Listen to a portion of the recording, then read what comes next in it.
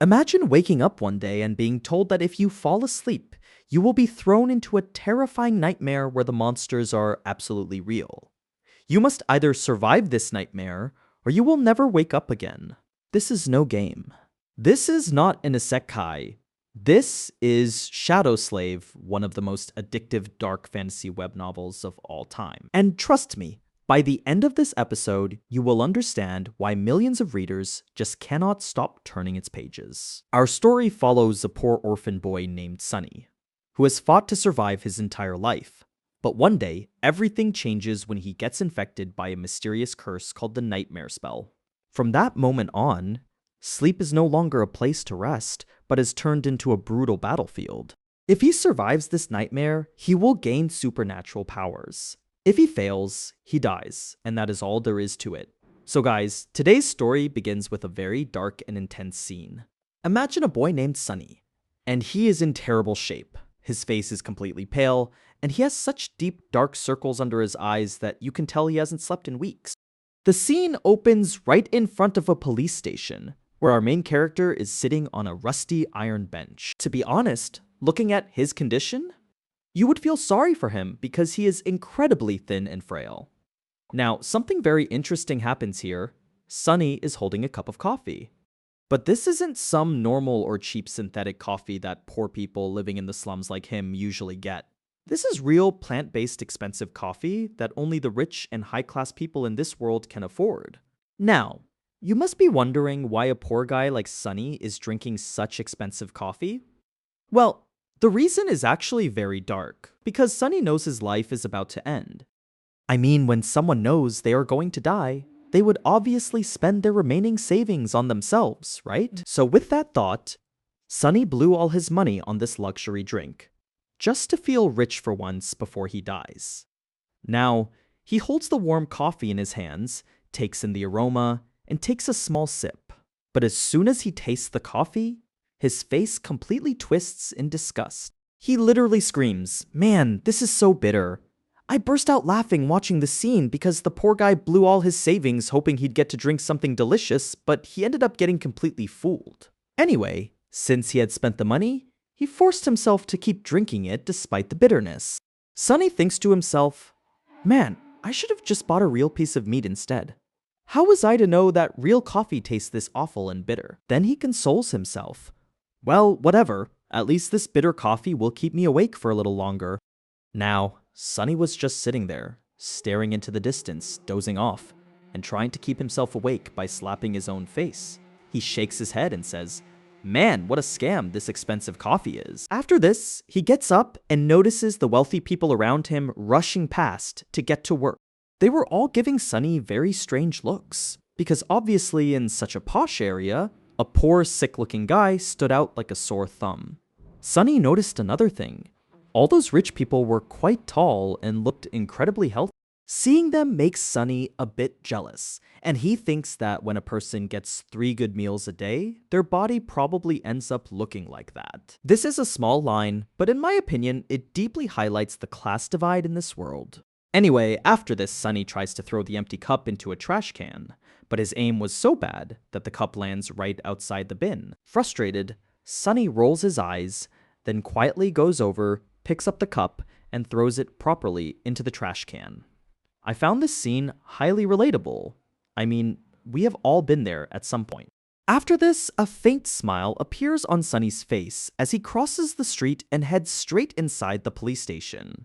As soon as he steps inside, there is a tired-looking police officer sitting at the reception. The officer gets annoyed just looking at Sunny and asks in a very rude tone, "Are you lost, kid?" But instead of paying attention to him, Sunny calmly starts observing the entire police station. He notices heavy armor plates mounted on the station walls and machine guns or turrets hidden in the ceiling. This meant it was no ordinary police station, but looked more like a military base.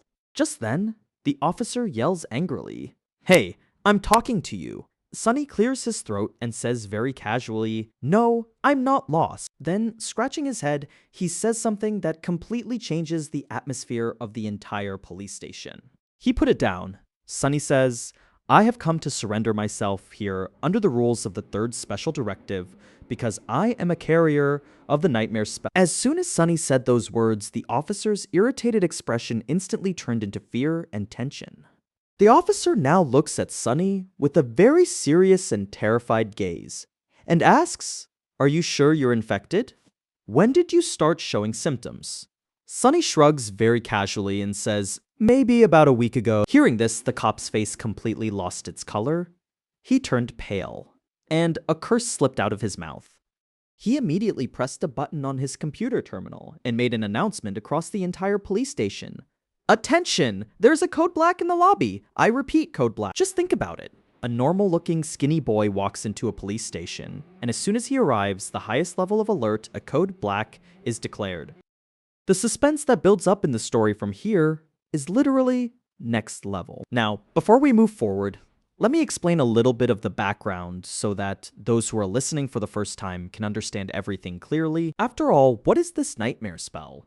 And why are the police so afraid of it? So, the situation is that a few decades ago, a mysterious thing called the nightmare spell appeared in this world for the first time. At that time, the world was already going through a very dark phase, with natural disasters and resource wars having destroyed almost everything.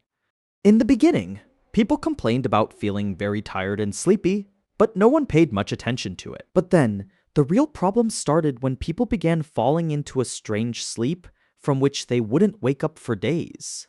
Only then did panic spread among governments, but by then it was already too late. And the scariest part was that the bodies of those who died from this infection in their sleep would suddenly turn into ferocious monsters. These monsters were called nightmare creatures, and in no time, they destroyed the entire world's military, spreading chaos everywhere. No one could understand what this spell was, what powers it had, or how to fight it. But then came the entry of the Awakened. These were the people who survived the first trial of the spell and returned alive. After passing their nightmare trial, these people received magical and miraculous powers. These awakened people killed those monsters, brought back peace, and established a new system and order in the world. But man, that was just the first catastrophe. Even after this, the spell continued to wreak havoc on the world. Now, if we talk about our guy Sunny, he had absolutely nothing to do with any of this, because he was busy living his life in the slums. But for the past few days, he started feeling incredibly sleepy for no reason, and staying awake became a massive struggle. This meant only one thing: the spell had chosen him as its next victim. Now look, for an ordinary person, being chosen by the spell is both a massive risk and a huge opportunity. Rich people teach their kids survival and fighting skills in school, hire private tutors, and get them trained in martial arts. And kids from powerful awakened clans even get special gadgets and weapons from their families, known as memories and echoes. This is so that when they enter the dream realm for the first time, they have a solid chance of survival. In short, the richer your family is, the higher your chances of surviving and becoming a powerful awakened. But poor Sunny had neither family nor money, and instead of going to school, he spent his entire day just trying to find food. So, for a poor, untrained kid like him, being selected by the spell wasn't an opportunity at all. For Sunny, this was literally a death sentence. Now, let's get back to the present. We cut to a scene a few minutes later where Sunny is feeling incredibly sleepy and yawning constantly. Several police officers are holding him down and binding him in heavy chains and restraints. He's strapped to a very strange heavy chair that looks like a cross between a hospital bed and a torture device. And man, the room he was kept in was a police station basement with fully armored walls and a massive vault door. Several other officers are standing inside the room, holding automatic rifles with very serious and grim expressions on their faces. It was clear they were fully prepared to gun Sunny down on the spot if he turned into a monster. But you know what the funniest part was? Sunny didn't care about these cops or their guns at all. The only thing on his mind was, man, I just want to sleep somehow. I'm so tired. Finally, the heavy vault door of the room opens and a gray-haired senior police officer walks in. He walks in. Just looking at his face, you could tell this guy was highly experienced and had seen plenty of terrifying things in his life. First, he checked Sunny's chains, then glanced at his wristwatch, turned to Sunny, and asked, "What is your name, kid?" Sunny blinks a little, trying to focus, and then answers uncomfortably, "My name is Sunless." Hearing this, the old cop raises his eyebrows and says, "Sunless? That is a very strange name. Sunny tries to shrug his shoulders, but he was tied up so tightly he could not even move. He says, "What is so strange about it? At least I have a name. In the outskirts and slums where I come from, half the people do not even have a name." Then he yawns again and casually explains, "My name is Sunless because I was born on the day of a solar eclipse, and my mom was a bit of a poetic type, so she gave me this weird name." Sunny thinks to himself that this was the reason he got this ridiculous name, while his younger sister was named Rain. Here we find out that Sunny also had a younger sister who no longer lives with him. Now, Sunny did not know if his mother's poetic imagination was actually good, or if she was just too lazy to think of names. Anyway, the cop mutters a bit and asks, "Do you want me to contact your family?"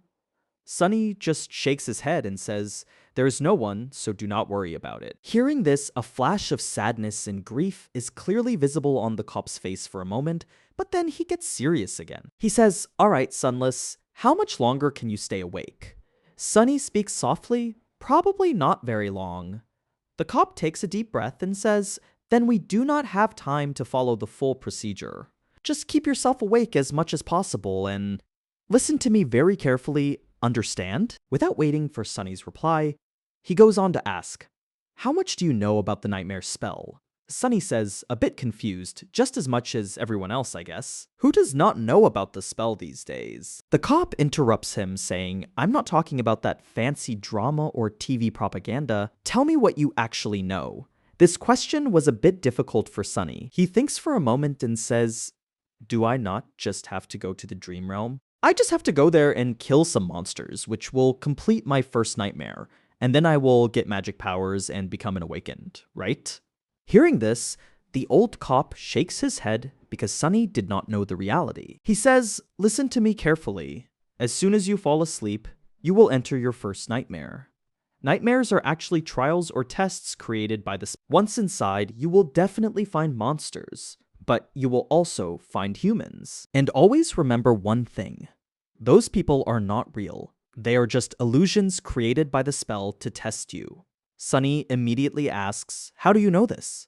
The cop just stares at him. Sunny clarifies, "I mean, when no one even knows what the spell is and how it works, how can you be so sure that those people are not real?" The cop says in a very dark tone, "Because kid, you might have to kill them. So for your own good, just assume that they are all illusions so that you do not feel any guilt while killing them." Hearing this, Sunny is completely shocked and softly says, "Oh."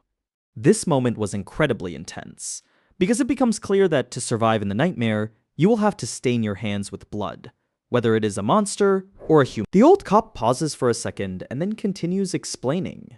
He explains that in the first nightmare, a lot of things depend on your luck. Generally, this trial should not be so hard that you cannot pass it.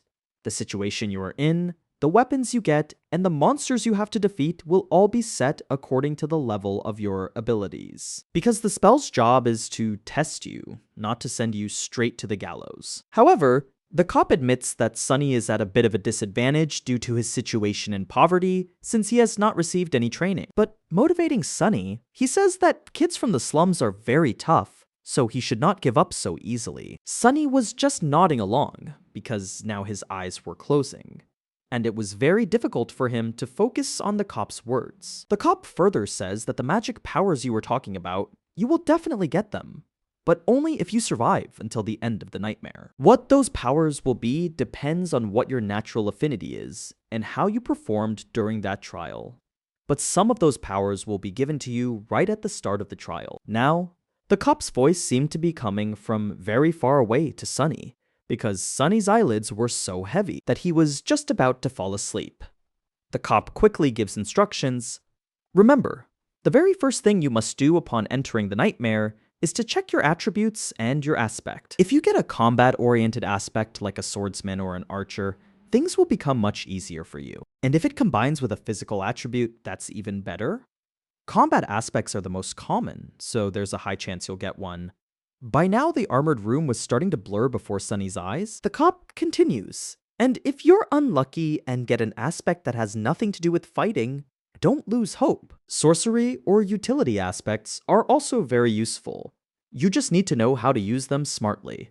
To be honest, no aspect is useless in the spell, So just do whatever you can to stay alive. If you survive, you'll be halfway on your journey to becoming an awakened. But if you die in that dream, you will open a gate, allowing that nightmare monster to enter the real world, which simply means my colleagues and I will have to fight that monster. So please, Sunless, don't die. Sunny, who was half asleep, started feeling a bit emotional at the cop's words, thinking about how much this officer actually cared about him. But then, the cop shows his true colors and says, or at least try not to die immediately. Because the nearest awakened fighter will take a few hours to get here. So we'd be very grateful if you didn't leave us to fight that monster ourselves. I mean, hearing this, Sunny's reaction was like, what the hell? These cops weren't worried about his safety, they only cared about their own lives, fearing that if Sunny died, the monster would eat them. And with that final thought, Sunny finally falls into a deep sleep. Everything goes completely dark. And then, in that pitch darkness, he hears a familiar, mysterious voice. The voice says, Aspirant, welcome to the nightmare spell. Prepare for your first trial. And guys, with this epic cliffhanger, this chapter ends right here. Now, what will Sunny's trial be like, and what aspect will he get? We will see that in the next episode. You will also meet other humans there, but always remember one important thing. Those people are not real. They are merely illusions or apparitions that the spell has created specifically to test you. Do not let them fool you. Sunny immediately asks, how do you know that? The policeman just stares at him blankly. Sunny quickly clarifies his point, saying, I mean, when nobody even knows what the spell actually is, or how it works, how can you be so sure? So guys, chapter 2 begins with a very strange and mysterious dream. In his dream, Sunny sees a massive and terrifying mountain, standing completely apart and isolated from all the other mountains. The peaks of that mountain were so sharp, it looked as if they were piercing right through the night sky. There was a very strange, pale light, as the moonlight cast a terrifying shadow across the mountain slopes. On one side of the mountain, a few broken stones of an old road were visible through the snow. On the right side of the road, there was a massive cliff that was impossible to cross, and on the left side, on the left side, there was only deep, pitch-black darkness, like an endless abyss. Strong winds were constantly crashing against the mountain, and it felt as if they were screaming in anger. Then, suddenly, something very weird happens. The moon plunges below the horizon, and the sun rises from the west, tears across the sky, and sets in the east. Snowflakes on the ground start floating back up into the air, merging back into the clouds. Now, Sunny realizes that whatever he is seeing is actually the reverse flow of time, meaning instead of moving forward, time was moving backward. In just an instant, right before his eyes, they go back hundreds of years. The snow vanishes from the mountain, and the old road becomes clearly visible. But then, Sunny gets goosebumps because he sees that human bones were scattered all over the road. And the very next second, those bones disappear, and in their place, a slave caravan appears. The interesting thing was that the caravan was also walking backward down the mountain with their chains clanking. Then suddenly, time slows down, comes to a complete stop, and then starts moving at its normal speed. Just then, a system voice echoes in Sunny's mind, saying, Aspirant, welcome to the nightmare spell, prepare for your first trial. Hearing this, Sunny is startled and left wondering, what on earth is going on? And the very next moment, he wakes up from his sleep. But the moment he wakes up, what he feels is literally nothing short of a nightmare. Step, step, and another step. Sunny's feet were bleeding, and with every step, he felt a strange, agonizing pain. It was so terribly cold there that he was shivering uncontrollably, and the tattered clothes he was wearing were completely useless against that freezing wind. But the most pain he felt was in his wrists. Heavy iron chains were bound around his hands, which had sliced right through his skin. And whenever that freezing cold iron clashed against his wounds, a sharp wave of pain would shoot through his entire body. Sunny asks himself, man, what kind of situation is this? As he looks around, up and down, he realizes that he too is part of the very same slave caravan he had seen in his dream. A very long chain stretched across the entire road, with dozens of slaves bound to it. There was a blank emptiness in everyone's eyes, just like Sunny's. Right in front of Sunny, a very broad-shouldered man was walking, whose back was bleeding, yet he kept moving forward with incredibly calm steps. Behind Sunny was a very strange, cowardly kind of guy, with sheer terror visible in his eyes. That guy was constantly swearing, in some language Sunny had never heard before, but somehow through some magic, Sunny could understand every single word he said. Every now and then, mounted soldiers wearing ancient armor would pass by, glaring at the slaves with terrifying looks. I mean, just think about it. The situation was absolutely terrible from every angle. But surprisingly, instead of panicking, Sunny was extremely confused, because he had heard that first nightmares aren't like this. Normally, when a new aspirant enters a nightmare, they get a fair chance. Either they become part of some warrior class, or they get some weapons and powers to help them handle the situation. But starting as a slave, that too chained up and half dead, this wasn't fair from any angle.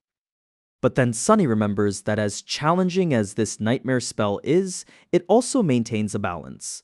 Just like that old cop had said, this spell takes trials, it doesn't just hand out a death sentence. So Sunny was absolutely sure that to balance this terrible start, the system would definitely give him a powerful reward. At the very least, he should get an incredibly powerful aspect. Now, Sunny used to read a lot of webtoons when he was a kid, so he had a pretty good idea of how these things actually work. He focuses his mind and starts thinking of words like status, myself, and information. And man, as soon as he focuses, some glowing runes suddenly appear in the air right in front of him. Even though he couldn't actually read this ancient language, its meaning was directly entering his mind. He quickly searches for the line where his aspect was written, and finally, as soon as he reads it, he completely loses all of his self-control. He thinks in absolute shock, what on earth is this nonsense? His status screen looked something like this. Name, sunless, true name, none, rank aspirant, soul core, dormant, attributes, faded, mark of divinity, and child of shadows. These attributes sounded incredibly epic and overpowered. But then his eyes fell on his aspect. His aspect was temple slave, and reading its description completely blew his mind. The description read, a slave is completely useless and trash, possessing no skills or abilities whatsoever. A temple slave is exactly the same, with the only difference being that they are extremely rare. I mean, can you believe that? Sunny was staring at those runes completely speechless. He was trying to convince himself that maybe he had made a mistake in reading it. I mean, how can anyone be this unlucky? He gets so angry that he starts cursing in his mind, screaming that there is no such thing as a useless aspect. It is all garbage. And in all this anger and frustration, he completely loses his footing. He stumbles and pulls the entire chain down with his weight. Immediately, the cowardly guy walking behind him screams out, "Hey, are you blind? Watch where you're going." Sunny quickly dismisses the glowing runes that only he could see, and tries his best to regain his balance. In just a moment, he starts walking normally again. But by then, he had accidentally yanked the chain once more. The guy behind him snaps again, screaming that he will kill him. Hearing this, the broad-shouldered man walking in front of Sunny chuckles softly without even turning around. He says, "What is the point of doing that? This weak kid is going to die by morning anyway, as this freezing, snowy mountain will surely take his life." And then, after pausing for just a few seconds, the man goes on to say something incredibly dark. "Not only him, but this mountain will also take your life and mine just a little later. I don't understand why these Imperials are sending us to die in this freezing cold." Hearing this, the guy behind him gasps and says, "Speak for yourself, idiot. I am definitely going to survive." Sunny silently shakes his head and focuses on keeping himself from falling.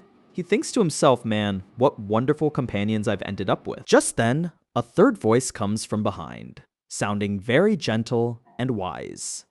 The man says the path through this mountain is normally quite warm in this season. It is just our bad luck that it is snowing so heavily. And yes, I would advise you not to harm this boy. The guy behind asks, why is that? Sunny also turns his head slightly and starts listening carefully. The wise man explains, haven't you noticed the marks on this boy's skin? He is not like the rest of us who became slaves because of some debt, crime, or just plain bad luck. He is a born slave, a temple slave, if I'm not mistaken. Just a short while ago, the Imperials destroyed the very last temple of the Shadow God, and I strongly suspect that is the reason this boy is here with us. Hearing this, the broad-shouldered man walking ahead turns around to look and says, "So what? Why should we fear a god who is almost forgotten and is so weak that he couldn't even protect his own temples?" The wise man replies in a very serious tone. This empire is protected by a very powerful war god, which is why they had no fear in burning down a few temples. But what about us? We have absolutely no one to protect us out here. Do you really want to invite the wrath of a god? Hearing this, the broad-shouldered man just makes a strange grunting sound. But he doesn't offer any reply from here. The world building of the story becomes absolutely amazing. We find out that there is some kind of ancient rivalry or conflict going on between the war god and the shadow god. Anyway, their conversation stops right there, because just then, a very young and handsome soldier arrives on his beautiful white horse. He was wearing simple leather armor, and he carried a spear and a small sword. He looked completely noble and dignified. Sunny gets really annoyed seeing this, wondering why on earth this bastard is so good looking. If this were some historical drama, this guy would definitely be the main lead hero. The young soldier comes closer and asks what is going on here. There was no anger or threat in his voice. Instead, it sounded as if he was genuinely concerned. When all the other slaves remain silent, the man with the gentle voice replies, "Nothing, sir. We are all just very tired and feeling cold, especially our little friend here. This journey is extremely difficult for him at such a young age." The soldier looks down at Sunny with a deeply sympathetic and pitiful expression on his face. Sunny thinks to himself, highly irritated, "What are you staring at? You're not much older than me either." But obviously, he does not say this out loud because he is not stupid. The soldier takes a deep breath, pulls out a water flask from his belt, and extends it towards Sunny. He says, "Hang in there a little longer. Kid, we will set up camp for the night soon. For now, drink this water." This immediately annoys Sunny again. Kid? Did he just call me a kid? Actually, due to malnutrition, Sunny was very thin and small, which is why people often mistook him for being much younger than his real age. Normally, Sunny would take advantage of this, but right now, for some reason, he absolutely hated being called a kid. But the truth was, he was incredibly thirsty. He was just about to reach out and grab the water flask with his trembling hands when suddenly, crack. A whip comes slicing through the air and strikes Sunny right on his back. In a single second, his entire world is filled with agonizing pain. His torn clothes rip open, and blood begins to seep from his back. He stumbles. The chain pulls tight, and the man behind him starts cursing again. A short distance away, another older soldier, who looked extremely angry, had stopped his horse. This whip belonged to him. He did not look at the slaves even once, but instead stared directly at the young soldier with pure hatred. He yelled, "What do you think you're doing?" The young soldier's face fell completely. He said fearfully, "I was just giving this boy some water." The older soldier roars in anger. "He will get water with everyone else when we set up camp." The young soldier tries to say, but the older soldier cuts him off. "Keep your mouth shut. These slaves are not your friends. Understood. They are not even human. If you treat them like humans, they will start dreaming useless dreams." The young soldier silently looks at Sunny, bows his head, and puts the water flask back on his belt. The older soldier gives him a final warning. "If I see you befriending these slaves again, newbie, my whip will drink the blood from your back." And to prove his point, he cracks his whip loudly in the air once more, then gallops away on his horse. His entire attitude showed just how cruel and dangerous he was. Now, Sunny watches him leave. There was no pain or fear on his face. Instead, he had hidden his anger in a very dangerous way. With a terrifying hatred burning in his eyes, he thinks to himself, "I don't know how I'll do it, but I will watch you die in agony first." Then he turns his head to look at the young soldier, who was still walking behind them with his head bowed down. Sunny finishes his thought in his mind. And you second. So guys, the character development of Sunny that starts from here is literally a masterpiece. He is not your typical good guy who forgives everyone. He is a proper revenge-driven person. Now, it will be very interesting to see how Sunny survives his first nightmare with this useless aspect, and how he takes his revenge on these two soldiers. So guys, if you listened to the previous chapter, you would know that the story has reached a very intense turning point. After the heavy suspense of the last chapter, Sunny's mood was quite dark and terrible for the first few minutes of this chapter. But to be honest, this guy is mentally very strong, because he quickly pulled himself out of that negative zone. He took a deep breath and tried to fully enjoy the cold, fresh air around him. Now, one thing to notice here is that getting such fresh air in the real world was almost impossible. The state of the real world was so bad that the air was filled with microdust and various pollutants, making even breathing feel like a punishment. On top of that, the foul smell of the poor areas in the outer city was a whole different level of torture that people had to endure every day. In the nice and wealthy areas of the city, there were massive and highly advanced filtration systems installed to clean the air. But man, even that filtered air felt completely sterile and lifeless, lacking any of that natural feel or freshness. The truth was that only the extremely wealthy people in the world had the privilege of breathing truly good and fresh air. And here inside the nightmare, without paying a single penny, Sunny was enjoying it just like some second-generation Sheeple, or he was enjoying unlimited fresh and tasty air just like some rich kid. He thought to himself that there are definitely some benefits to being chosen by this spell. I mean, if it weren't for this deadly cold, the terrible pain in his feet, and his wrists and back aching so badly, this actually could have been a pretty nice trip. Anyway, moving forward with the story, that slave caravan was slowly and with great difficulty climbing up that snowy mountain. The path was so difficult and the weather so bad that more and more slaves were getting completely exhausted. Their steps were faltering, and they kept falling to the ground. The scene was so brutal that I literally got goosebumps just reading it. I mean, there was absolutely no humanity left there. 2 or 3 times, the soldiers mercilessly unchained the poor slaves who couldn't take even a single step forward and threw them straight into the deep, terrifying abyss on the left side of the path. Sunny watched them fall into that dark abyss, and he felt a little bit of sympathy for them. He said to himself, poor people, may God rest their souls, they really died a horrible death. But overall, Sunny's own mood was actually pretty good, which seems very strange given the whole situation. Now imagine it yourself. A nightmare-like disaster is unfolding. Death is dancing all around. So how could this guy be in such good spirits? But thankfully, Sunny had already gotten plenty of time to mentally prepare himself for this situation. When he first started showing symptoms of the spell, he didn't handle it well at all. And that's obvious, right? You aren't even 17 years old yet, and you find out you're going to die. Any normal person would break down and panic. But this is exactly where Sunny's character stands out from other main characters. Within just a few days, he had completely accepted the reality of his death and moved on. I found that scene very emotional when he went to his parents' makeshift graveyard.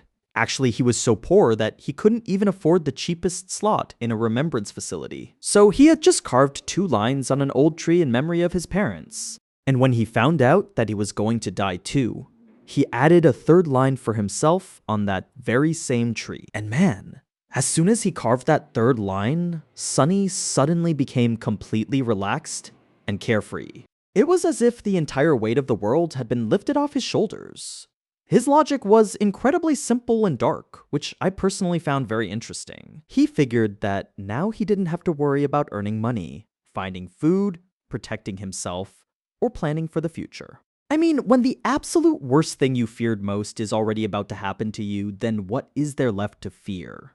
That is why becoming a slave and slowly freezing to death was not a huge shock to him. He was completely ready for it. Besides, he knew one more thing very well: this cold would not be able to kill him. Because he had already seen in a vision what lay in store for this caravan, that scene was still fresh in his mind, where a massive pile of slaves' bones lay scattered across the ground. Most likely, it was a pack of monsters that was going to wipe out this entire caravan, and judging by the situation, that attack was going to happen within a few hours, not days. This meant he still had a small chance of surviving this nightmare. Taking advantage of this opportunity, Sunny decided to check his status once again and summoned the last time he was so furious after seeing his useless aspect that he hadn't even read his attributes properly. Now, let me explain. Although attributes are not as important as one's aspect, sometimes they become the deciding factor between life and death. They represent a person's natural traits and affinity, and sometimes even provide very useful passive abilities and effects. So, Sunny checked his first attribute, which was named Fated. Its description read that the strings of fate are tightly bound around you. Unlikely events, meaning things with very low chances of happening, are naturally attracted to you whether they are good or bad. In this world, some people are blessed and some are cursed, but rarely is there anyone who is both. Sunny immediately understood that the real culprit behind his miserable condition was this fated attribute, which kept putting him in trouble over and over again.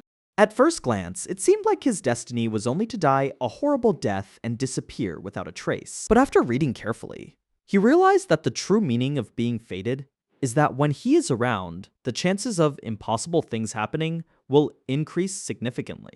He thought to himself, maybe that is why I got that super rare but completely useless aspect, and that too with such a strange variant. Now, if this fated was his innate attribute, then the other two attributes he got from his were received from his temple slave aspect. The second attribute was the mark of divinity. This one was a bit straightforward. Its description said that a faint scent of divinity or godliness lingered on him as if he had been touched by something divine in ancient times.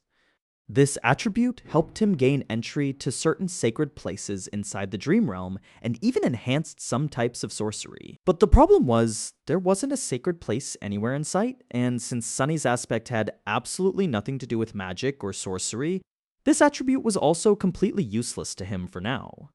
The third attribute was far more interesting and powerful, called the Child of Shadows. Its description read that shadows consider you one of their own and accept you. Sunny had never heard of this before and had absolutely no idea what purpose it served in the system. At least, not until the sun dipped behind the mountain and darkness slowly began to blanket the sky. And man, as soon as pitch darkness fell, Sunny was absolutely shocked. He could suddenly see everything perfectly in that deep darkness, just as if it were still broad daylight. In my opinion, this ability is incredibly overpowered on its own, especially in nightmare survival scenarios like this. It was also highly possible that down the line, the shadows would grant him other new, unknown gifts that could be total game changers. Sunny thought to himself, well, at least he finally got something good out of this trash system. And just as he was wondering what would happen next, a loud voice boomed from behind, "Halt the caravan! Prepare to set up camp." The moment they heard the lead soldier's command, all the slaves stopped in their tracks, shivering violently and completely exhausted as they collapsed onto the frozen ground. The spot was a small clearing where the path widened slightly, offering a bit of shelter from the wind thanks to a massive boulder. But even so, the cold was so deadly that resting comfortably was out of the question. The situation was absolutely critical. The soldiers immediately got to work, shoving the slaves into a tight circle to share body heat and keep from freezing. Right in the center, they lit a massive bonfire, though they tended to their horses first, caring nothing for the slaves. Their heavy supply wagon, which held food, water, and the anchor for the slaves' main chain, was pushed forward to block the biting, icy wind. As Sunny looked around, he noticed that the young soldier was staring toward the mountain with a very complicated and strange expression. Sunny couldn't help but think how weird the guy was, and felt that something was definitely going on in his mind. Before long, the bonfire began to burn brightly, and its warmth started to spread. The stronger slaves shoved their way through to secure a spot close to the fire. But the weaker slaves, like Sunny, were forced to sit on the very outer edge of the circle, where their backs were still freezing from the cold. And the biggest problem was that they were all still bound by that heavy chain, making any movement extremely difficult. Because of this, even after trying so hard, the broad-shouldered slave ended up right where he started, unable to get any closer to the fire. He angrily muttered under his breath, cursing the Imperials. Clearly, he was extremely irritated and frustrated. Soon, the soldiers began walking among the slaves to hand out food and water. Like everyone else, Sunny only got a little icy water to drink and a small rock-hard moldy piece of bread to eat. The bread looked so disgusting that it would make anyone want to throw up, but Sunny forced himself to eat the whole piece because it was a matter of survival. Although, even after eating it, he was just as hungry as before. Looking around, it seemed he wasn't the only one. Everyone else was also suffering from hunger. The sly-looking slave who had been walking behind Sunny the whole way looked around in pain and misery. He said desperately, "I swear to God, they gave me better food than this in the dungeon." He spat on the ground in anger and shouted, and most of us innocent people in that dungeon were just waiting to be hanged. Just a few steps away, where the paved path ended and sharp rocks began, some bright red berries were growing out of the snow. Sunny had seen them growing along the way before, noticing how beautiful and resilient they looked against the white snow.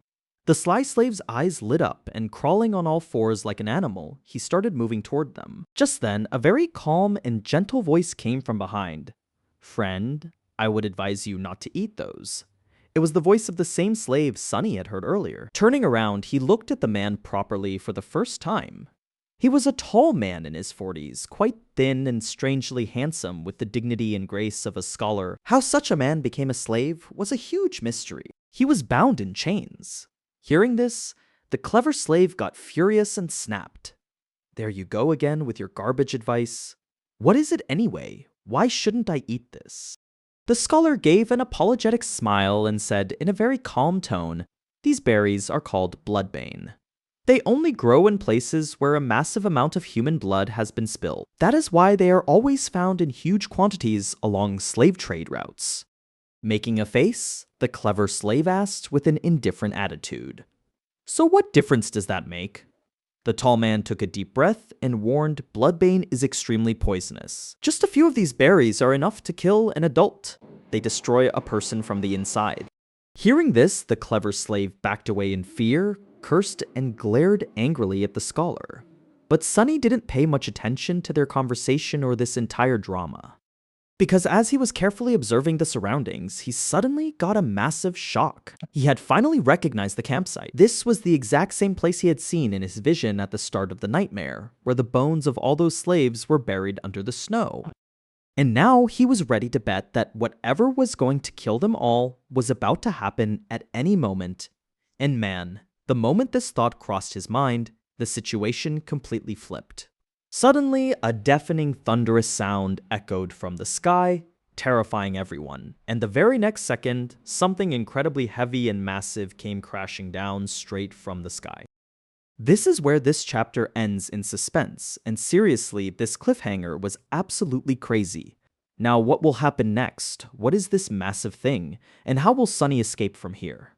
We will see all of this in the next episode. Hello everyone, how are you all doing? Today, we are going to continue with Chapter 4 of Shadow Slave, titled Mountain King. I absolutely loved your response to the last episode, and let me tell you, this chapter is literally going to give you goosebumps. If you remember, at the end of the last chapter, there was a terrifying rumbling sound. So, without any delay, let's dive straight into the story and see what kind of havoc unfolds next. Hearing that terrifying sound, many slaves looked up at the sky, and what they saw completely shocked them as massive rocks and sharp, heavy chunks of ice were raining down on them. Just think about it. Those poor souls are already bound in heavy chains, and now they have to face this deadly rain of stones. Instantly, absolute chaos and panic break out. All the slaves try to run in every direction to save their lives, but because they are all bound to a single thick chain, they end up tripping and falling over one another. On that platform of black stone, shadows danced like some eerie, nightmarish ritual. The sounds of falling bodies and agonizing screams made the entire atmosphere incredibly terrifying. But amidst all this chaos, our main character, Sunny, was one of the very few who managed to stay standing on his feet. It wasn't because he was incredibly strong, but because he already suspected that something terrible was about to happen, so he was mentally prepared with a calm mind. Sunny stared up at the pitch-black night sky. Using his attribute-enhanced vision, he pierced through the darkness and took a calculated step back at the perfect moment. And in the very next second, a chunk of ice as large as a human torso crashed down on the exact spot where he had been standing just a moment ago. The moment it hit, the ice exploded like a bomb, sending sharp, deadly shards flying in every direction. While Sunny managed to escape thanks to his quick thinking, the other slaves weren't nearly as lucky or agile. In this horrific rain of ice and stone, many were severely injured, and some poor souls lost their lives on the spot. The air was filled with nothing but agonizing screams of pain.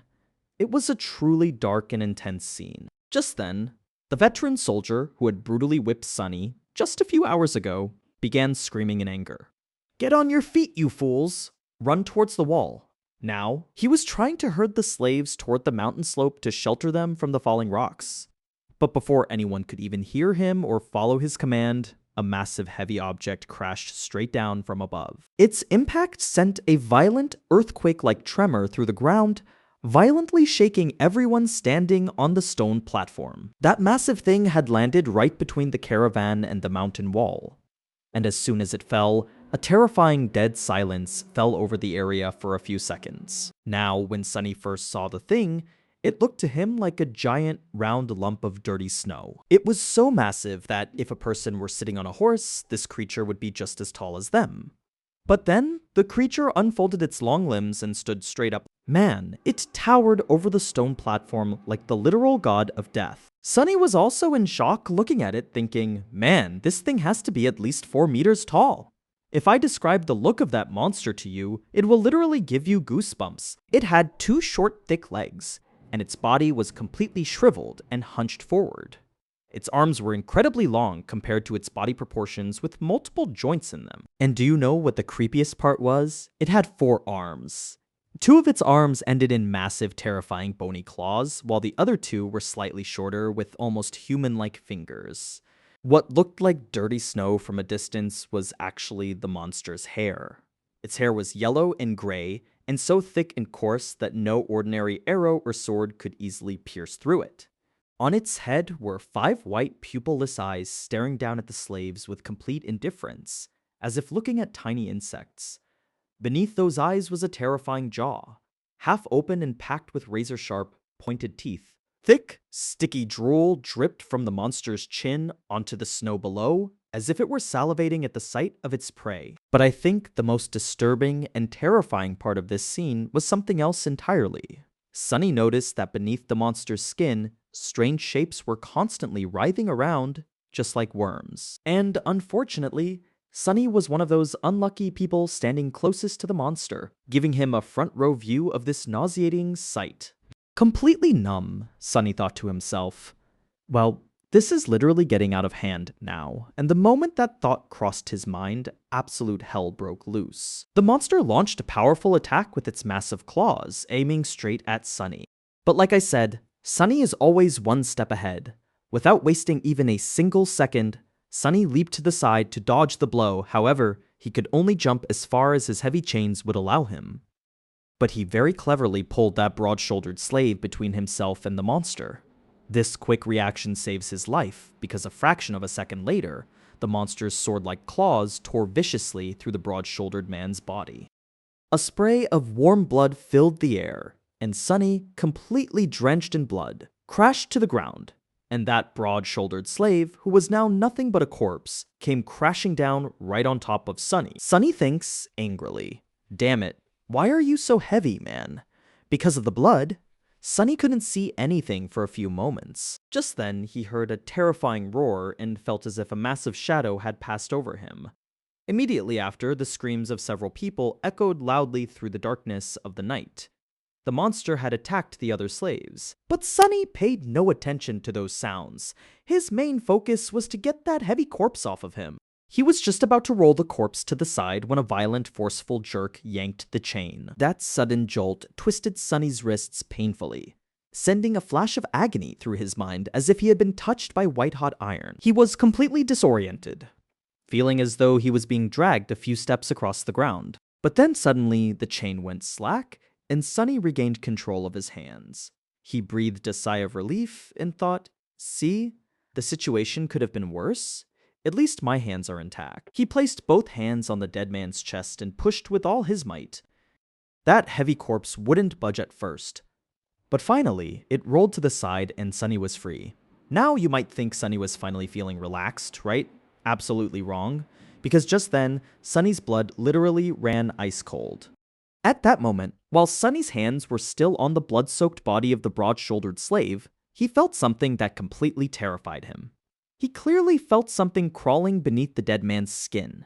Yes, the exact same thing that was under the monster's skin. Sunny curses himself, thinking, did you really have to think that things couldn't get any worse? What an idiot you are. Realizing this, Sunny jerked backward.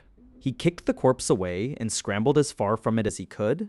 Chained up, he could barely move 1.5 meters. He quickly looked around, hearing the screams of the slaves on the other side of the platform. On the other side, that giant monster was still wreaking havoc and shadows were dancing. But Sunny's entire focus was now on that dead body, which had started shaking violently and convulsing wildly. On the other side of the corpse, that shifty-looking slave was watching this horrific sight with his jaw dropped in absolute terror. The fear on his face was plain to see. Sunny waved his hand to grab his attention and shouted, "What are you staring at? Get back from there, quick!" The shifty slave tried to run, but he immediately fell to the ground because their chains had twisted and tangled together, getting badly trapped under that heavy corpse. Sunny grit his teeth in anger, and then right before his eyes, that corpse began to transform into something so horrific it would give anyone nightmares. This metamorphosis was so terrifying, I can't even begin to describe it. Tearing through the dead man's skin, strange bones began to protrude like sharp spikes, and his muscles swelled and shifted as if trying to reshape themselves. The fingernails on his hands grew long, turning into sharp, lethal claws, and most terrifying of all was his face, which split open down the middle, revealing multiple rows of needle-like, blood-stained teeth. Seeing this, Sunny literally felt like throwing up. He was shaken to his core. He just thought, this is not right at all. Just then, that scholarly-looking slave, who was just a little behind the shifty slave, pointed at his chain and stammered, "Cheech, chain." The poor guy's face had turned as white as a ghost from sheer terror. His words didn't help the situation at all, but his shock was completely natural. I mean, think about it. You're already bound in chains, and on top of that, on the other end of that very chain, a human is turning into a monster. This is literally a massive injustice of fate. But Sunny, thinking this is not right, wasn't out of self-pity or fear. He meant that this entire situation was against the very rules of the Nightmare's spell itself. Now, let me explain a very important rule of the spell, which will help you understand exactly why Sunny was in such a state of shock and disbelief. You see, in this mysterious world, there is a proper hierarchy or ranking of nightmare creatures. At the very bottom are the mindless beasts. Above them are monsters, then come demons, followed by devils, then tyrants, then terrors, and at the very top are the legendary titans, which are also called calamities. Now, the rule is that in the first nightmare, normally only beasts and monsters appear. Once in a while, in very rare cases, a demon might show up, and in his entire life, Sunny had never heard of anything more powerful than a single devil appearing in the first nightmare. But that massive monster in front of him had just turned a dead human into a lesser version of itself. And my friends, this ability to turn someone into a minion or a slave belongs exclusively to tyrants. Tyrants are the kings of the nightmare spell. So, Sunny had only one question in his mind: what on earth is a tyrant-level monster doing in the first nightmare? This is completely against the rules. Sunny realized that this was all thanks to his cursed fated attribute, which always ruined his luck. But right now, there was absolutely no time to sit around thinking or crying. Bad luck or not, unfair situation or not, only one person could save Sunny now, and that was Sunny himself. That broad-shouldered man, or rather, whatever terrifying monster he had now become, slowly began to stand up. Strange clicking sounds were coming from his mouth, just like the noise a giant insect makes. Sunny didn't give him any time to fully regain consciousness. He cursed, leaped straight forward, and tightly grabbed a loose section of the chain. One of the newly formed monster's hands, which now had 5 dangerous sharp claws growing from it, lunged through the air to attack Sunny. But Sunny took a sidestep with a perfectly calculated movement and dodged that deadly attack. Now pay attention. This time, it wasn't Sunny's quick reactions that saved his life, but his presence of mind. You see, Sunny had never gone to any school or academy to learn fancy combat or martial arts because his entire childhood was spent on the streets. But as they say, the streets are a great teacher in themselves. Sunny had fought his entire life just to survive, sometimes literally having to clash with people just to save his own life. And this very experience had taught him that no matter how bad the situation gets, you must always keep your cool. So instead of freezing in fear or doubt, Sunny took direct action. He got right up close to the monster and wrapped that thick iron chain around its shoulders. Wrapped it around and pulled it hard. This locked both of the monster's arms tightly against its body, Since the monster had just transformed, it was still a bit slow and groggy, and before it could understand anything or react properly, Sunny wrapped the chain around its body several times. In the process, Sunny barely escaped the monster's terrifying jaws. Otherwise, it would have chewed his entire face off. Now, the good thing was that the monster couldn't move its arms at all. But the bad thing was that in trying to immobilize the monster, the entire length of the chain was used up, leaving almost no distance between Sunny and the beast. Sunny looked at his two fellow slaves and screamed with all his might, "You two, pull this chain like your lives depend on it." And literally, their lives did depend on that chain. Because if the monster broke free, all three of them would be killed. The shifty slave and the scholar gasped in shock at first, but then they realized what Sunny's plan was. They immediately grabbed the chain from the opposite direction and began pulling with all their strength. This made the chain wrap even tighter around the monster's body, leaving it with no room to move. Sunny thought to himself, "Great, this is working," but just then, the monster flexed its muscles and strained to break free. The chain began to creak as it rubbed against the bones protruding from its body, making it seem like the iron chain would slowly snap. Sunny immediately thought, "This is not great at all." Without wasting a single second, Sunny raised his hands in the air and looped the short, thin chain connecting his wrists around the monster's neck. Then he quickly took a step back and stood back to back against the monster. By doing this, he got as far away as possible from the monster's terrifying jaws. Now, Sunny knew very well that he didn't have enough strength to strangle even a normal human with his bare hands. So, strangling a strange and terrifying mutant that was currently trying to eat him alive was completely out of the question. But Sunny used his genius mind. He used his own back as a lever, and throwing his entire body weight into it, began pulling his chain downward. This way, he at least had a fair chance of winning. Sunny pulled the chain down with all his might, clearly feeling the monster's back. The chain was pressing hard against his back, and those sharp bones were tearing into his skin. But the monster still refused to give up, making loud clicking noises as it desperately tried to break the chain that bound it. Now, it was a do-or-die situation.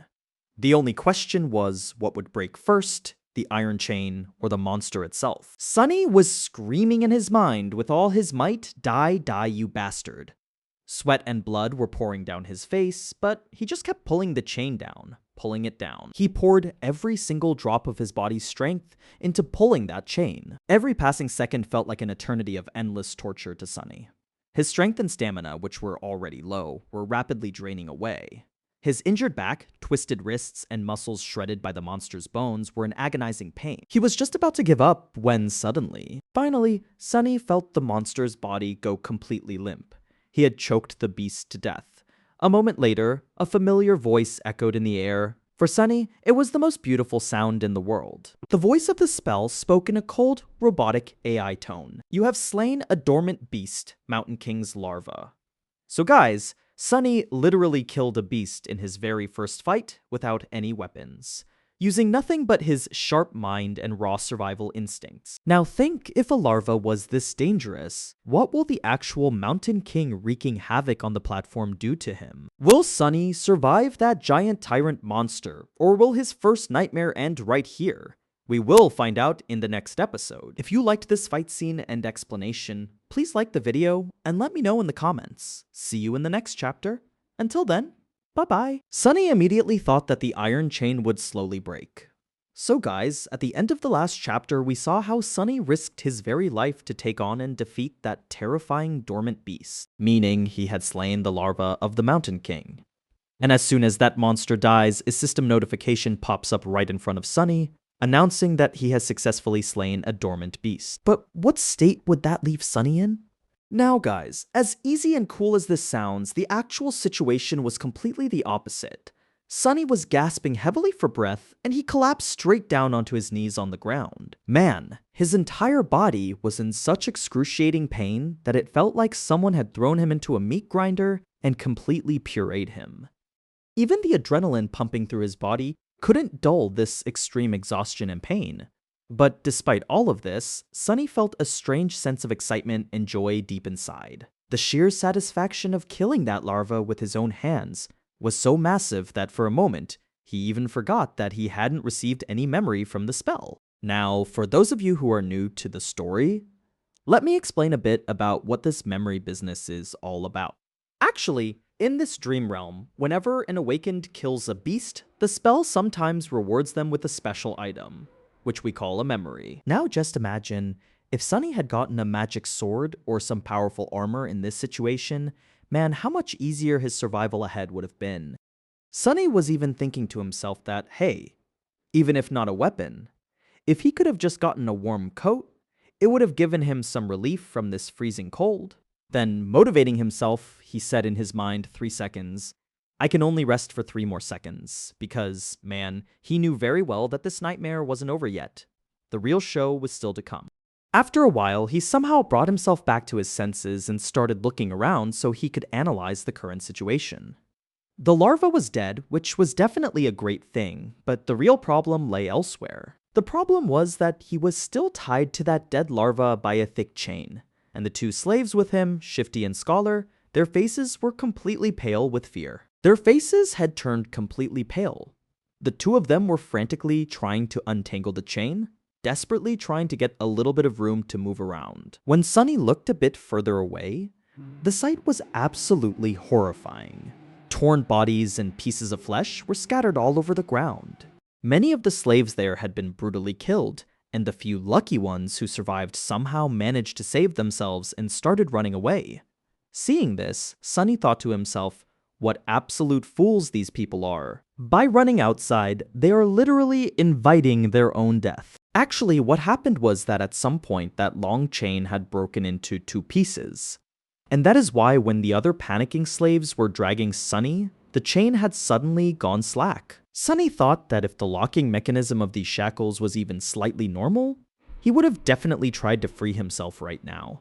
But man, the problem here was that each shackle was fixed to a specific link, and without properly unlocking it, no one could go anywhere. And that main monster, the Mountain King, was currently hidden behind the bright light of the bonfire. But Sunny could feel his presence very clearly, because constant tremors were shaking the stones on the ground, and the painful screams of the slaves who weren't dead yet were making the whole atmosphere even more terrifying. Every now and then, a couple of angry roars could be heard, clearly showing that some soldiers were still alive and desperately fighting that giant monster. But just then, Sunny's attention was drawn to something that completely blew his mind. Now, listen carefully, friends, because the scene is about to get extremely shocking from here. He noticed that the mutilated dead bodies of the slaves lying on the ground suddenly started moving. Sunny was completely shocked, and only one thought instantly crossed his mind: are more larvae coming? His eyes widened in sheer disbelief because the situation was now spiraling out of control. One after another, 4 more corpses slowly began to stand up on their feet. And man, each beast looked just as disgusting as the first one, and they were definitely just as deadly. The scariest part was that the closest monster among them was only a few meters away from Sunny.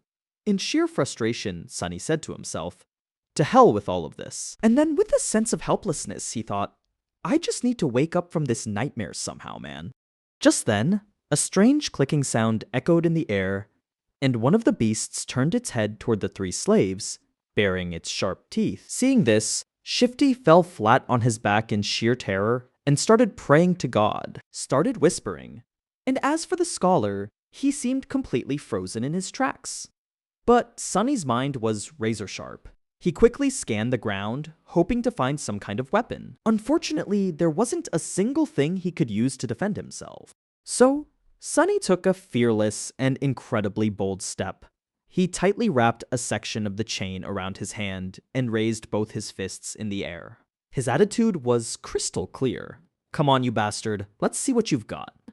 The larva lunged towards Sunny with incredible speed and terrifying fury. Sunny had less than a second to react. It was a complete do-or-die situation. But before Sunny could do anything, a swift figure dashed past him, a sharp sword flashed in the air, and just like that, the monster's head was severed in a single strike, sending it crashing gracelessly to the ground.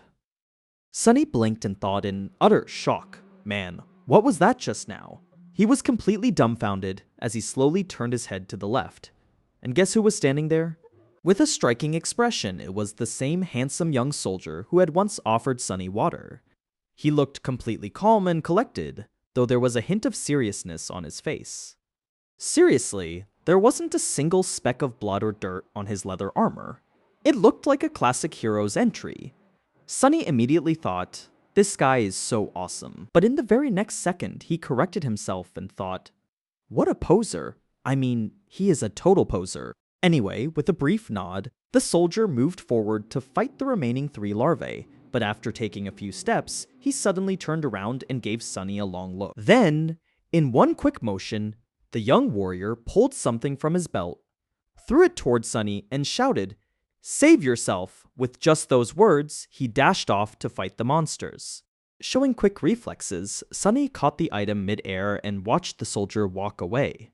Then he looked down and carefully examined the object tightly gripped in his hand. It was a small, thin iron rod with a straight bend at the end. A key, man. It's a key. As soon as he realized this, his heart began to race. It was the key to his shackles. This was a literal game changer for Sunny, because now he could finally be free. Taking one last look at the dangerous battle raging between the young soldier and those larvae, Sunny immediately dropped to one knee. He began trying to insert the key into the shackles, struggling to get his hand into the right position. It took him a little time to figure out how this strange lock actually worked, since the mechanism was completely new to him. But finally, there was a satisfying click, and just like that, he was free. The cold air brushed against his blood-stained wrists, which felt incredibly relaxing. Sunny rubbed his wrists, a dark gleam shining in his eyes. With an evil smile, he thought to himself, just you wait and watch. For a moment, his mind was completely consumed by thoughts of violence and revenge. Just then, a voice came from behind. "Hey boy, look over here." Shifty was waving his hands in the air, trying to grab Sunny's attention. For a second, Sunny seriously thought about leaving them both here to die, but then he changed his mind. Because logically speaking, there is strength in numbers, and surviving alone is much harder. And even though Shifty had threatened to kill him earlier and was an incredibly annoying guy, Sunny would still feel bad leaving a fellow slave behind in chains, especially since freeing them cost Sunny nothing and required no extra effort. So he quickly went over to the 2 slaves and unlocked their shackles in no time. As soon as Shifty was freed, he shoved Sunny aside and started doing a crazy little dance. Laughing out loud, he said, "Ah, finally free. God must surely be smiling upon us." Scholar's reaction was a bit more controlled and reserved. He squeezed Sunny's shoulder with gratitude and gave a weak smile. But his eyes were still fixed on the intense fight going on. 2 of the 3 larvae were already dead, and though the third one had lost an arm, it was still trying its best to tear its opponent apart. The young soldier was moving around it gracefully, like a natural-born warrior. Just then, Shifty shouted, "What are you guys waiting for? Run away from here." He tried to run, but Scholar stopped him immediately. Scholar said, "My friend, I would advise you to," but Shifty angrily cut him off. "If you use the word advise one more time, then I swear to God I will split your head open." Both slaves glared at each other with open hostility, and the atmosphere became incredibly tense. Then, a moment later, Scholar lowered his eyes, took a deep breath, and spoke. "If we run away from here right now, our death is certain." Shifty asked irritably, "Why is that, brother?" So the older slave simply pointed his finger toward the tall bonfire and said, "Because without this fire, we will freeze to death before the night even ends. Until the sun rises, running away from here is nothing short of suicide." Now, think about it, guys. What a desperate situation this was. They were caught between a rock and a hard place. Sunny didn't say anything to this, because he knew that Scholar was absolutely right. In fact, he had realized this immediately after strangling that larva. No matter how terrible the Mountain King was in this frozen hell, that bonfire was their last hope. This was exactly what that broad-shouldered slave had said before dying. No one else even needed to kill them, because this mountain itself would take their lives if it got even a slight chance. Shifty stood his ground and said, "So what? I would rather freeze to death than become food for that monster, and even worse, turning into one of those weird things. I definitely don't want that." Shifty was pretending to be brave, but there was no conviction in his voice, and his fear was clearly showing. He looked into the deep darkness surrounding the stone platform and began to tremble with fear. then slowly took a step back.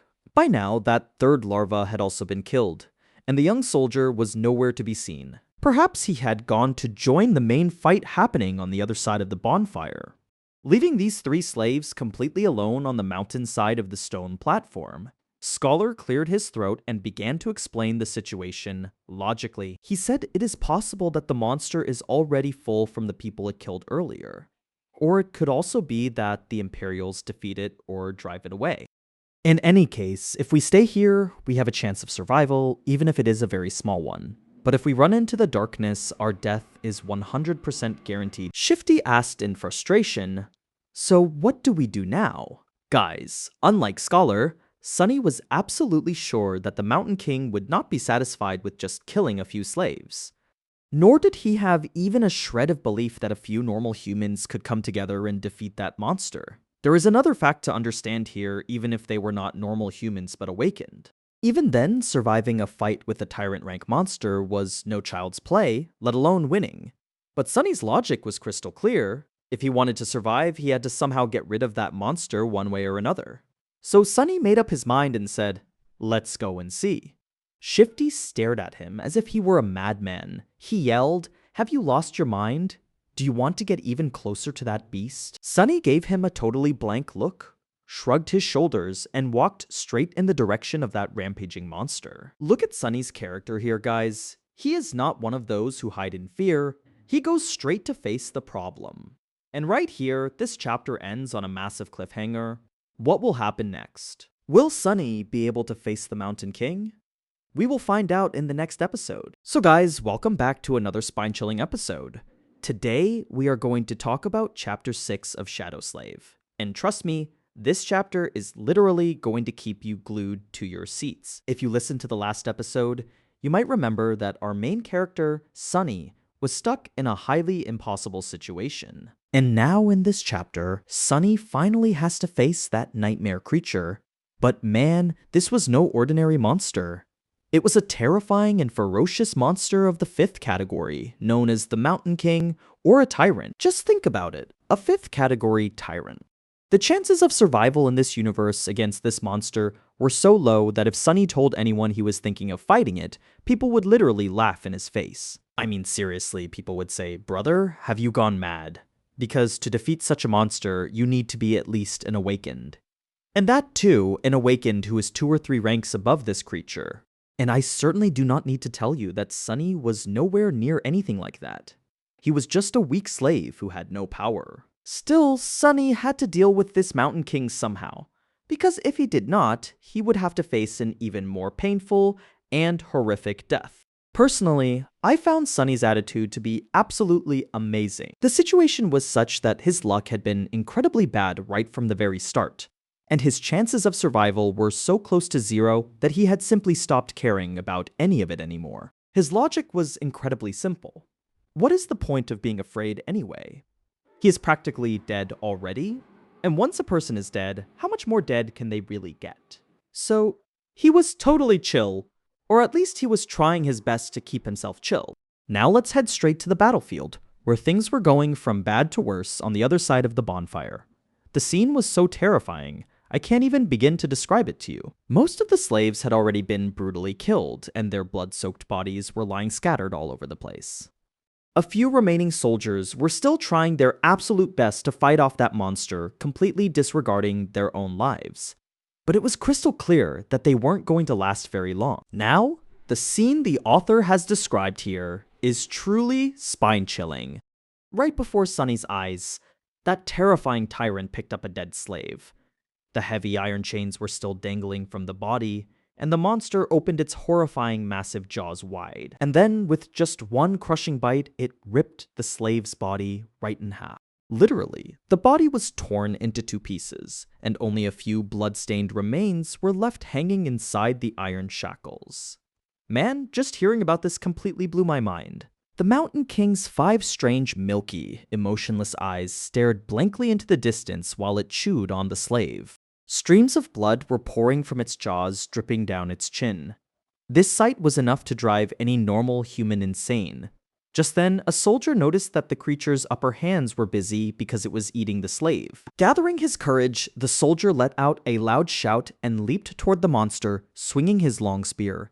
He probably thought he might land a lucky strike, but man, this was a 5th category tyrant, not a joke. Without even turning its head, the monster reached out with one of its smaller lower hands. It grabbed the soldier's head in its iron-like grip and literally crushed it like a soap bubble. Pop and game over. In a single instant, the poor soldier's head was squashed, and the very next second, the monster threw his headless corpse right off the cliff. The body vanished into the darkness of the never-ending abyss below. Seeing all of this, a guy named Shifty, who was standing there, completely lost his mind. Shifty doubled over right there and started throwing up, his stomach literally turning inside out. Then, trembling, he stood up on his feet and stared at Sunny with a very strange look. In a shaking voice, Shifty said, "All right, we have seen what we needed to see. Now what do we do?" But Sunny didn't give any answer.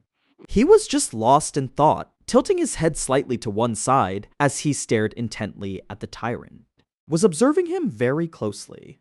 Shifty stared at him for a little longer, and then, out of frustration, turned toward the old man named Scholar, who was standing nearby. Shifty whispered, "I'm telling you, old man, this kid has lost his mind. How can he just stand there so calmly?" Scholar immediately hushed him, saying, "Shh, keep your voice down, you fool." Hearing this, the color drained from Shifty's face as if all his blood had run dry.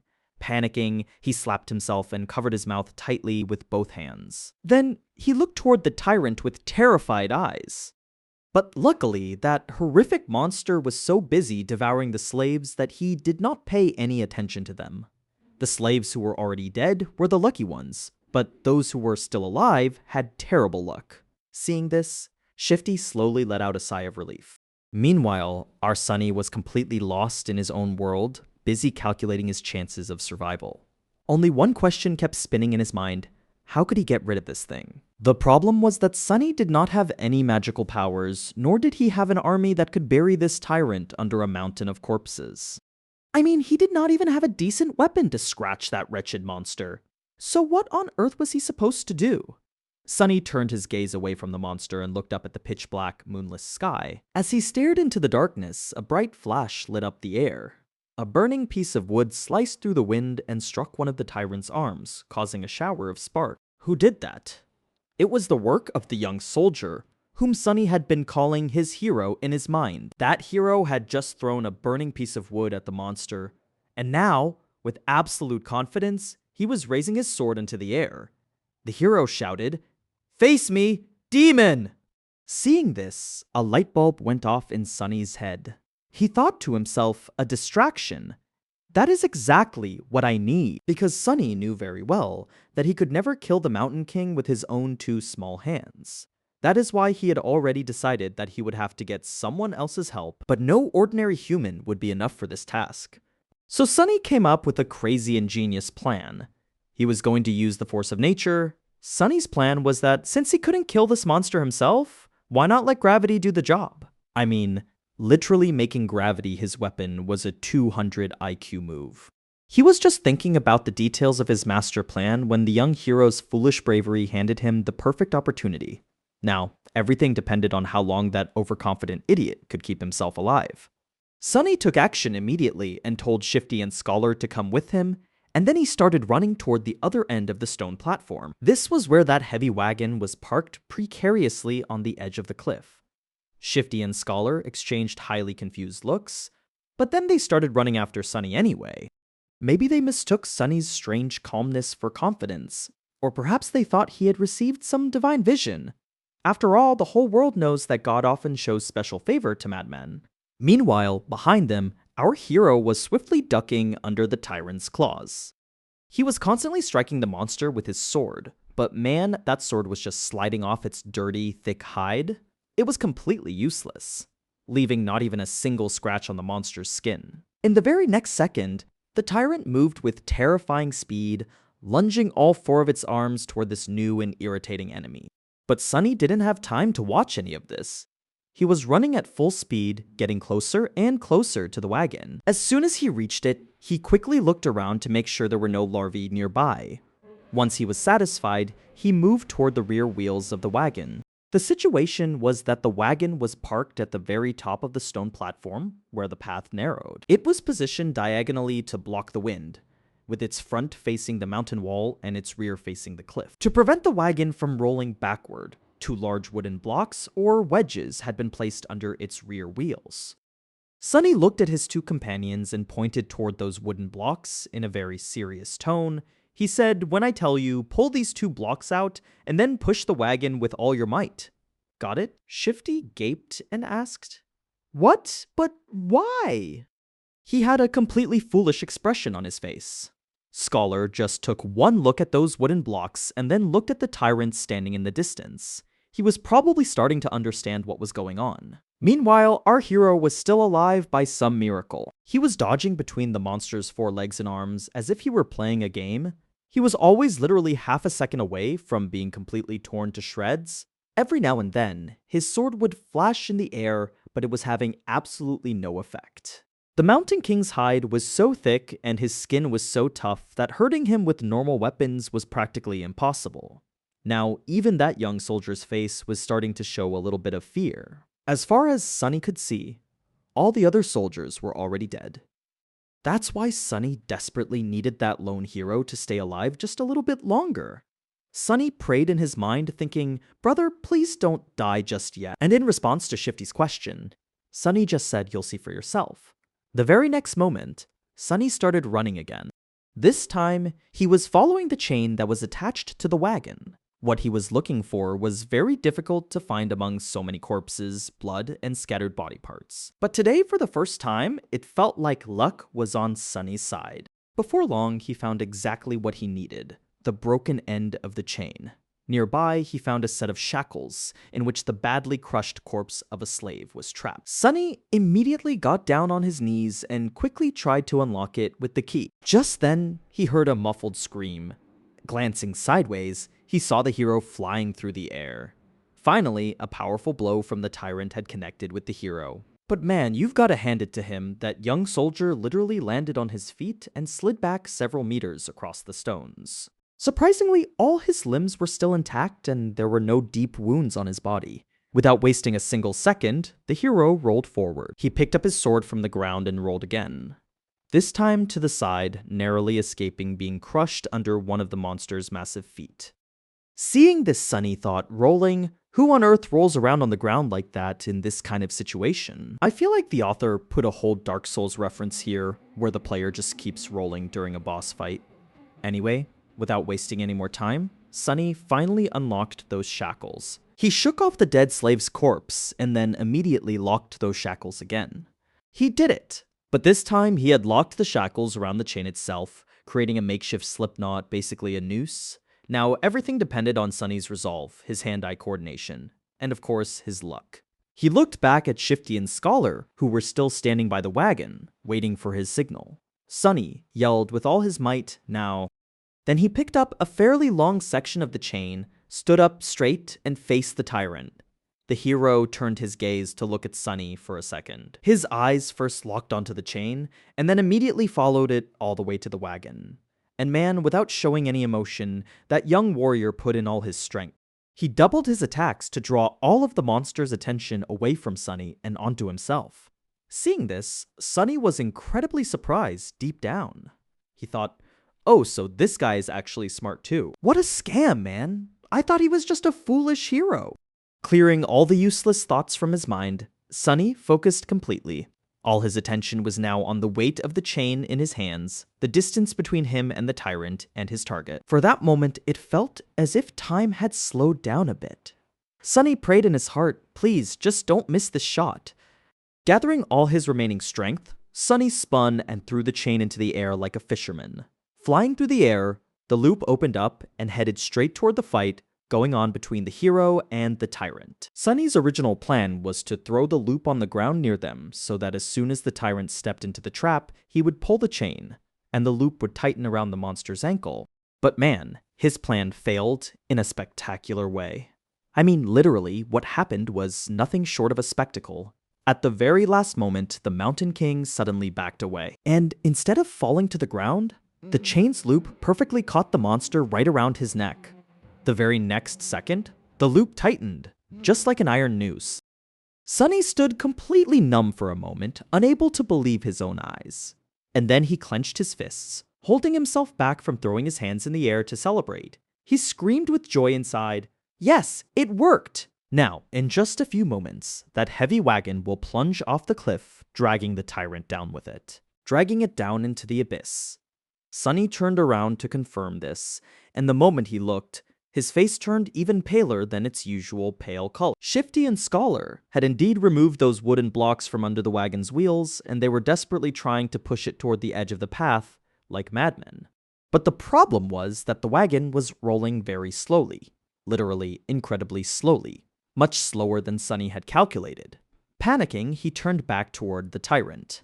The creature was startled by the sudden heavy weight around its neck, and now it was raising its hands to break the chain.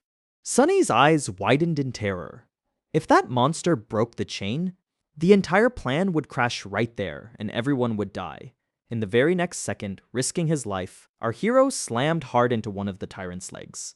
This collision threw the monster off balance, buying them a few more precious seconds. Sunny was already running back toward the wagon, cursing loudly in his mind. As soon as he reached the wagon, he threw himself against the damp wood alongside Shifty and Scholar. Summoning every ounce of strength left in his small, badly beaten and exhausted body, he began to push with all his might. He was screaming in his mind, "Roll! Just roll, you piece of junk!" Sunny's push increased the wagon's speed slightly, but it was still far too slow to reach the edge of the cliff in time. At that exact moment, on the other side, the tyrant had finally grabbed the chain wrapped around its neck with its hands. It was just one jerk away from freeing itself. Now, the situation had become a matter of life and death. Whether they would survive or not depended entirely on which of the two things would happen first. Would the wagon plunge into the abyss first, or would the monster break the chain first? Amidst Sunny's sheer frustration, right here, the author has left us on an incredibly intense cliffhanger. What happens next is something we will only find out in the next chapter. So guys, what do you think? Will Sunny's crazy plan succeed, or will the tyrant break that chain? Will he break it and finish everyone off? Be sure to let me know your thoughts and theories in the comments below. And if you enjoyed this narration and explanation, then please don't forget to hit that like button on the video. If you're new to the channel, make sure to hit that subscribe button, because we are going to cover many more epic chapters of Shadow Slave just like this in the future. I will see you all in the next episode, but until then, take care and bye-bye. So guys, in the last chapter, we saw that the situation had gone completely out of control. Sunny had made a very crazy and suicidal plan, and now he was busy executing that very plan. Right at the beginning of this chapter, we get to see Sunny's absolute frustration and desperation. Gritting his teeth, he screams, "Roll, you creaky piece of shit." Now, just imagine the scene. He was pushing that massive, heavy wagon with absolutely every ounce of strength he had left. On normal days, it would take 4 very powerful oxen to pull this wagon. But now, those 4 oxen were dead, and in their place, 3 hungry, thirsty, and completely exhausted slaves were trying to pull off this impossible task. Even though the slope of the road was helping them a little, the speed of the wagon was still so painfully slow that it could make anyone cry. And on the other hand, if we talk about that monster, the tyrant, he was moving much faster compared to them. The tension here had built up so much that it felt hard to even breathe. Now, listen to what was happening back there. That monster pushes the hero back with a single deadly swipe of his lower 2 hands, and then he brings his other 2 hands up to his neck. His goal was to grab that thick iron chain, which was wrapped around his neck like a hangman's noose. But guys, here, the Mountain King's greatest strength became his biggest weakness.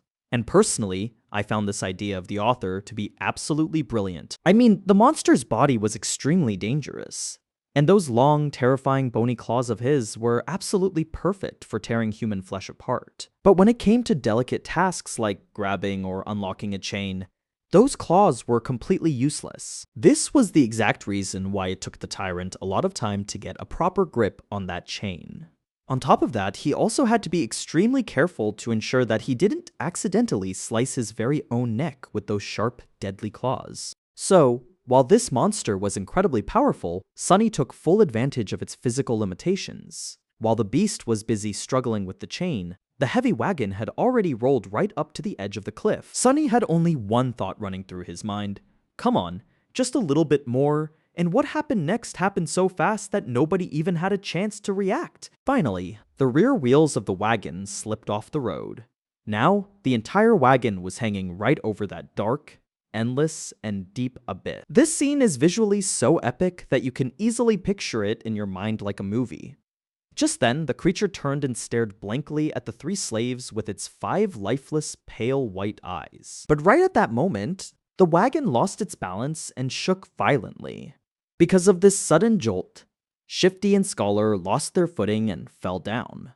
The wagon was now dangerously balanced right on the edge of the cliff, teetering on its middle section. It was literally half in the air and half on the ground. Now, only one person was still standing on his feet, and that was our Sunny. He took one final look at that towering, massive monster. Then, without wasting a single second, he slammed his shoulder with all his might against the front of the wagon. He put his entire body weight and every ounce of his strength into that single push. Just think about it, a weak slave. But his determination was as unshakable as a mountain. With Sunny's final push, the wagon finally lost its balance and tipped over the edge. As it fell, the bottom of the wagon scraped violently against the sharp rocks, making an absolutely deafening, horrific screeching sound. Due to the momentum of his push, Sunny also fell forward, landing hard on his knees. It was an incredibly close call. Otherwise, he would have plunged into the deep abyss along with the wagon. But even after staring death right in the face, Sunny turned his head, looked back at the tyrant, and gave him a deeply evil, wicked smile. Seeing this mocking smile, the Mountain King completely lost his mind and tried to pounce on the scrawny slave. But man, it was already too late. The very next second, the heavy chain wrapped around his neck snapped completely tight. The monster was yanked backward with an unimaginable, brutal force. That massive, terrifying beast was pulled right off the cliff, flying through the air like a helpless ragdoll. The creature fell silently into the deep, dark abyss without making a single sound. It was as if the beast still couldn't believe that a mere ant-like human had actually defeated it. Watching the monster fall, only one thought crossed Sunny's mind. Go die, bastard. You've got to admit, Sunny's attitude here is absolutely top-notch. After such a massive victory, he took a deep, ragged breath and collapsed onto the ground, completely exhausted. There wasn't a single drop of energy left in his body. Lying there on the ground, Sunny wondered, is it finally over? Have I passed my trial? He lay on those cold stones, his eyes fixed on the quiet night sky, and he was eagerly waiting for that familiar yet mysterious voice to announce his victory.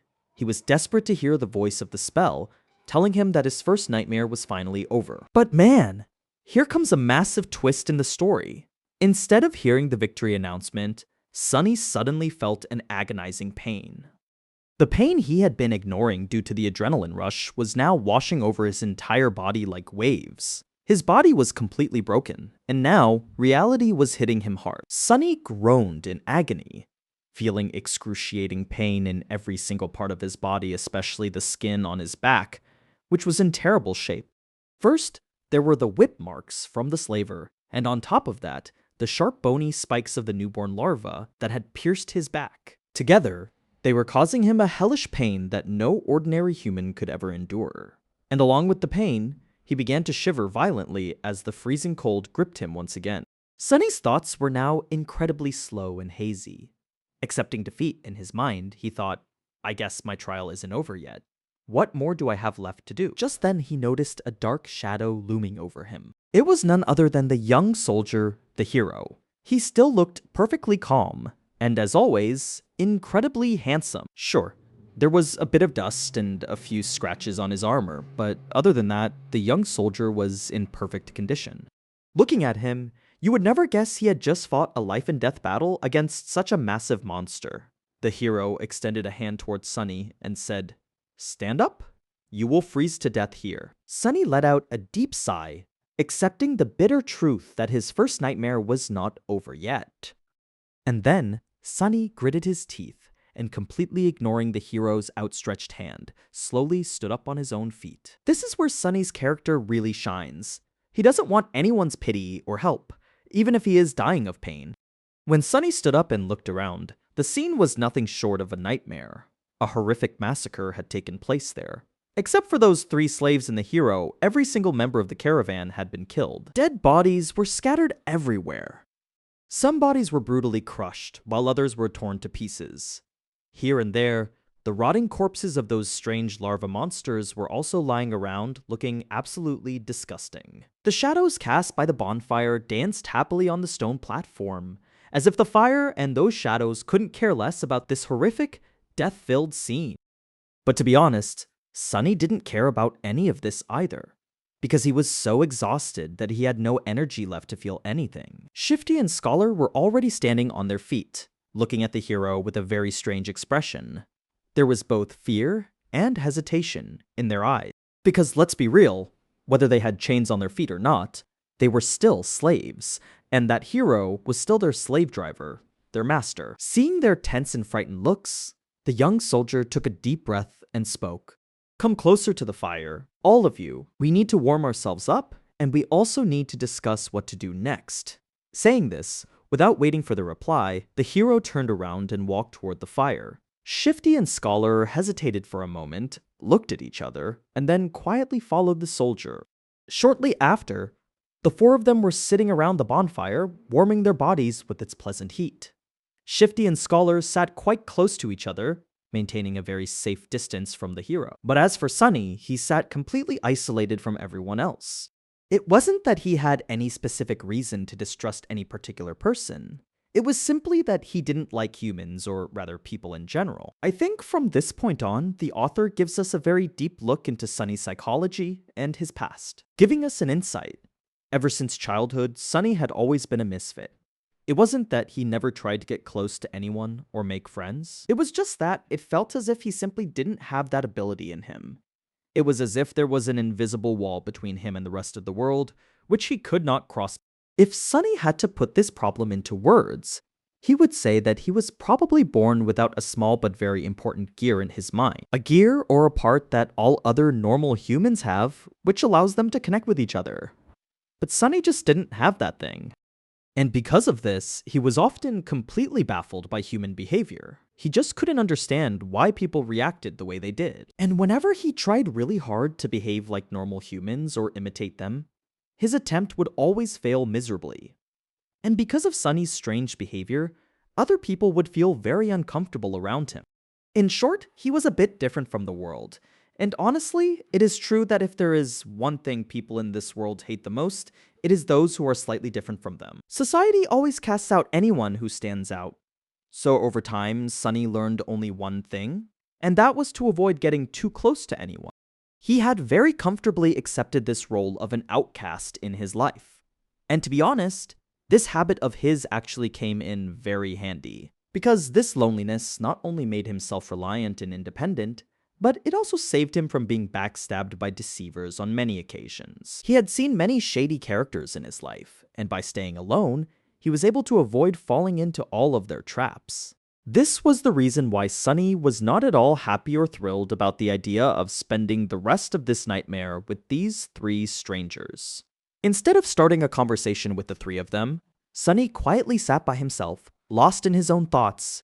After a few minutes of this awkward silence, the hero's voice finally broke the quiet. He said, "As soon as the sun rises, we will gather as much food and water as we can find here, and then we will head back down this mountain." Hearing this, Shifty suddenly lost his temper and looked at the hero with a very rebellious and angry glare. He almost screamed, "Why should we go back? Just to be bound in those chains again." Here, Shifty's fear was completely justified, because he didn't want to go back to a life of slavery. Hearing Shifty's words, the young soldier took a deep breath and explained to him very calmly, saying, "Once we get out of these mountains, we can all go our separate ways. But until then, I am still responsible for your lives. We cannot move further up this road because the path over this mountain pass is far too long and difficult. And without the supplies that were in that wagon, your chances of survival are next to none. Therefore, going back down is our best and only hope." Hearing this, the scholar opened his mouth to say something, but then thought better of it and decided to remain silent. Shifty swore, but it seemed he was convinced by the hero's logical and rational arguments. After all, the hero's point made sense. Without food and water, they would have died in the snow anyway. But just then, a voice echoed that no one expected. "We cannot go down." Hearing this, the three of them were completely shocked and looked at Sunny. They couldn't believe this voice belonged to Sunny, who had been sitting completely silent all this time. Shifty let out a very strange, forced laugh, and then looked at the soldier and spoke. "Oh, don't pay any attention to him, your lordship. This boy, God forgot to give him a brain. I mean, what I'm trying to say is that he is crazy. He has lost his mind." The hero frowned at Shifty's words and, glaring at the slaves, said in a very serious tone, "You two are alive today solely because of this boy's bravery. Aren't you ashamed to speak so ill of him? Here, the hero once again proved that he is truly a genuine and noble person." Shifty shrugged his shoulders, as if to show he didn't feel a single shred of shame. The young soldier shook his head in disappointment and then, looking at Sunny, asked in a very soft and respectful tone, "I would at least like to hear his logic. Tell me, why can't we go down?" Seeing everyone's attention suddenly turn to him, Sunny hesitated, feeling a bit uncomfortable. This was a strange situation for him, as he had never been the center of attention. But then he looked up and said something that completely changed the entire atmosphere of this chapter. He said in a very calm, yet terrifying voice, "Because that monster is not dead yet. And oh my goodness, this is exactly where this chapter ends. I mean, seriously, that massive monster which fell into that terrifying abyss is still alive. If it is alive, how can it come back up? And how does Sunny know this? Is all of this part of Sunny's special spell or some new ability of his?" To be honest, this cliffhanger is absolutely crazy, and I'm incredibly hyped for the next chapter. Now, we just have to wait and see whether these four will actually be able to escape from that terrifying monster or not, or if something else happens.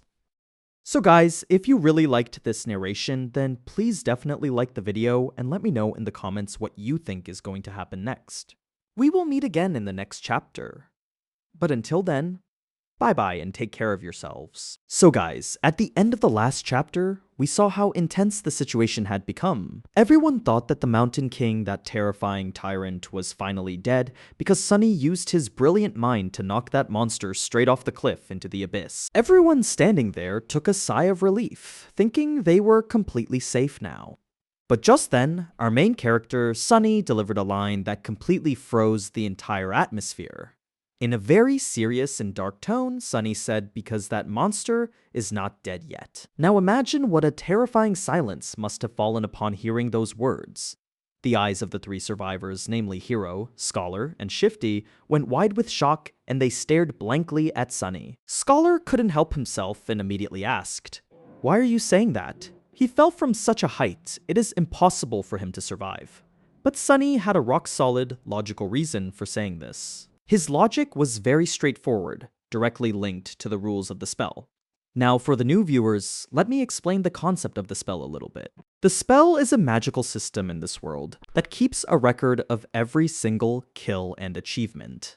Whenever someone kills a monster, the spell immediately congratulates them. A voice speaks and a notification is received, confirming that your enemy is truly dead. And this was exactly what was bothering Sunny. When that tyrant fell off the cliff, Sunny waited and waited, but he didn't hear any voice from the spell. No congratulations, no kill confirmation, which simply meant that the creature was still alive. But the problem was, Sunny couldn't share this secret with his companions at all. Because if he talked about the spell, everyone would immediately find out that he was about to become an Awaken. They would suspect that Sunny wasn't just a normal slave, and that could have turned out to be extremely dangerous for him. So Sunny used his brain and, pointing upward, came up with a very smart excuse. He said, "Remember how high that monster jumped from to land on our stone platform? Even after jumping from such a terrifying height, it didn't get a single scratch. So think about it.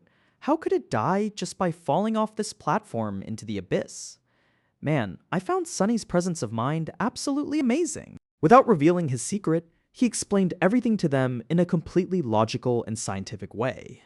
And to be honest, neither the hero nor the two slaves could find any flaw in Sunny's argument. Everyone felt that, yeah, this guy is making perfect sense. Then Sunny continued and explained the gravity of the situation. He said, which clearly means that the monster is still alive, roaming somewhere at the bottom of this mountain. So if we make the mistake of going back down, we will walk straight into its mouth, and it will chew us alive. Hearing this, Shifty got terrified, and he was literally scared out of his wits. He cursed loudly and slid closer to the bonfire out of fear. A strange dread of the deep darkness was clearly visible in Shifty's eyes. Meanwhile, Scholar held his head and muttered to himself, "Of course, why didn't I think of such a simple thing myself?" But man, the hero's reaction was the best part. He was the calmest and most focused of the three. He analyzed the entire situation with a cool mind and nodded, saying, "Alright, so we won't go down. We will head upward and cross this mountain pass." But guys, that's not all. He looked toward where that terrifying tyrant had fallen, and a serious expression came over his face. The hero said, "If that monster is indeed alive, there is a very high possibility that it will return here. And when it does, it will definitely hunt us down. It won't let us go that easily. This means we have very little time, and we must leave this place at all costs as soon as the sun rises." Honestly, I found the hero's leadership skills to be incredibly impressive. He is a born leader, even in such a panicky moment, where everyone else was trembling with fear. He was already thinking about the next steps. He pointed toward the dead bodies scattered all over the platform and said, "We can't risk resting all night now. We must gather supplies right this second." I wanted to give these fallen brothers of mine a proper funeral, but destiny had other plans. We just don't have that kind of time anymore. Saying this, the hero stood up and pulled a very sharp knife from his belt. Seeing the knife suddenly come out, Shifty got terrified and stared at the blade. But when he saw there was no aggression on the hero's face and that he wasn't going to attack them, Shifty relaxed. The hero then began giving instructions to everyone, like a commander explaining a mission to his team. Food, water, warm clothes, and firewood to light a fire. That's all we need to survive. So, let's split up, and everyone will complete one task so we can get this done quickly. Then, pointing to himself with his knife, he said, "I'll go to the dead oxen and carve out some meat for us." Scholar looked around the massive stone platform, which was now engulfed in a deep, terrifying darkness. Hesitating a bit, he said, "Alright, I'll take care of finding firewood to light the fire." A strange, greedy glint appeared in Shifty's eyes, and he slyly said, "Then I'll go find some warm clothes for all of us." Now that left our main character, Sunny. The hero gave Sunny a long look and assigned him his task. He said, "Most of our drinking water was in the wagon that's now completely destroyed. But every single one of my fallen comrades had a water flask. Go and bring back as many flasks as you can." Just think about how dark and depressing this situation is. To stay alive, these people are forced to loot the bodies of their own dead comrades. But in this nightmare survival game, there are no rules. You do what you have to do. Cut to a scene a little later, where Sunny had gone far away from the light of the bonfire. Hiding in the deep darkness, he was checking the bodies of the dead soldiers. He had already gathered half a dozen water flasks, which were starting to feel quite heavy. Shivering in the freezing cold of the mountain, he finally reached one last dead body. This body was wearing some very fine leather armor, but as soon as Sunny saw the man's face, he got a massive shock. This was none other than the old veteran soldier who had brutally whipped Sunny not too long ago. Remember, right? When Sunny tried to take a water flask from the hero, this was the man who punished him. I figured something really intense was about to happen here in the story, and it actually did. The veteran soldier was severely wounded, with deep, horrific claw marks from the monster all over his chest and stomach. He was literally standing at death's door, but somehow, like some kind of miracle, he was still breathing.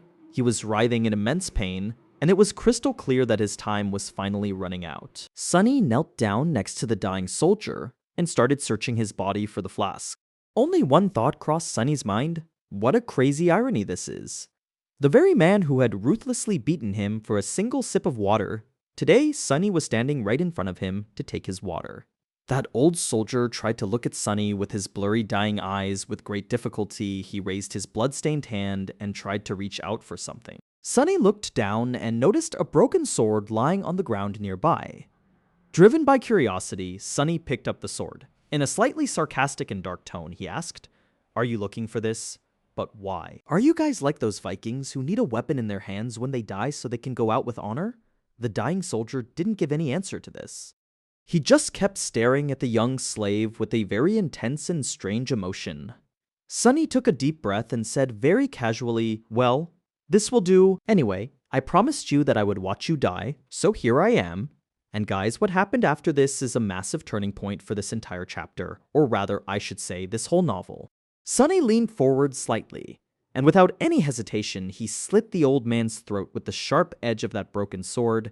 In a single stroke, it was all over. He threw the blood-stained sword away. The soldier writhed a little, began to choke on his own blood, and within a few seconds, his body went completely still. As he died, the expression in the veteran's eyes changed slightly. Was it gratitude because Sunny had freed him from that horrific pain? Or was it hatred? Sunny didn't really know, and frankly, he didn't care. Whether this world was an illusion or a nightmare. This was the first time Sunny had taken a human life with his own hands. I thought this scene would be just like what we typically see in anime or webtoons, where the main character feels immense guilt and fear the first time they kill someone. But man, our Sunny is on a whole different level. Surprisingly, he felt absolutely nothing inside. Absolutely nothing at all. No fear, no regret, literally zero emotions. And this just goes to show how incredibly dark Sunny's past must have been. In the real world, that slum life in the outskirts, with all its poverty and cruelty, has made him so tough from the inside that all of this is completely normal for him. He quietly sat near the old man's dead body, as if keeping him company on his final journey. After a while, that strange and mysterious voice of the spell began to whisper in Sunny's ears. The spell said, "You have slain a dormant human name unknown."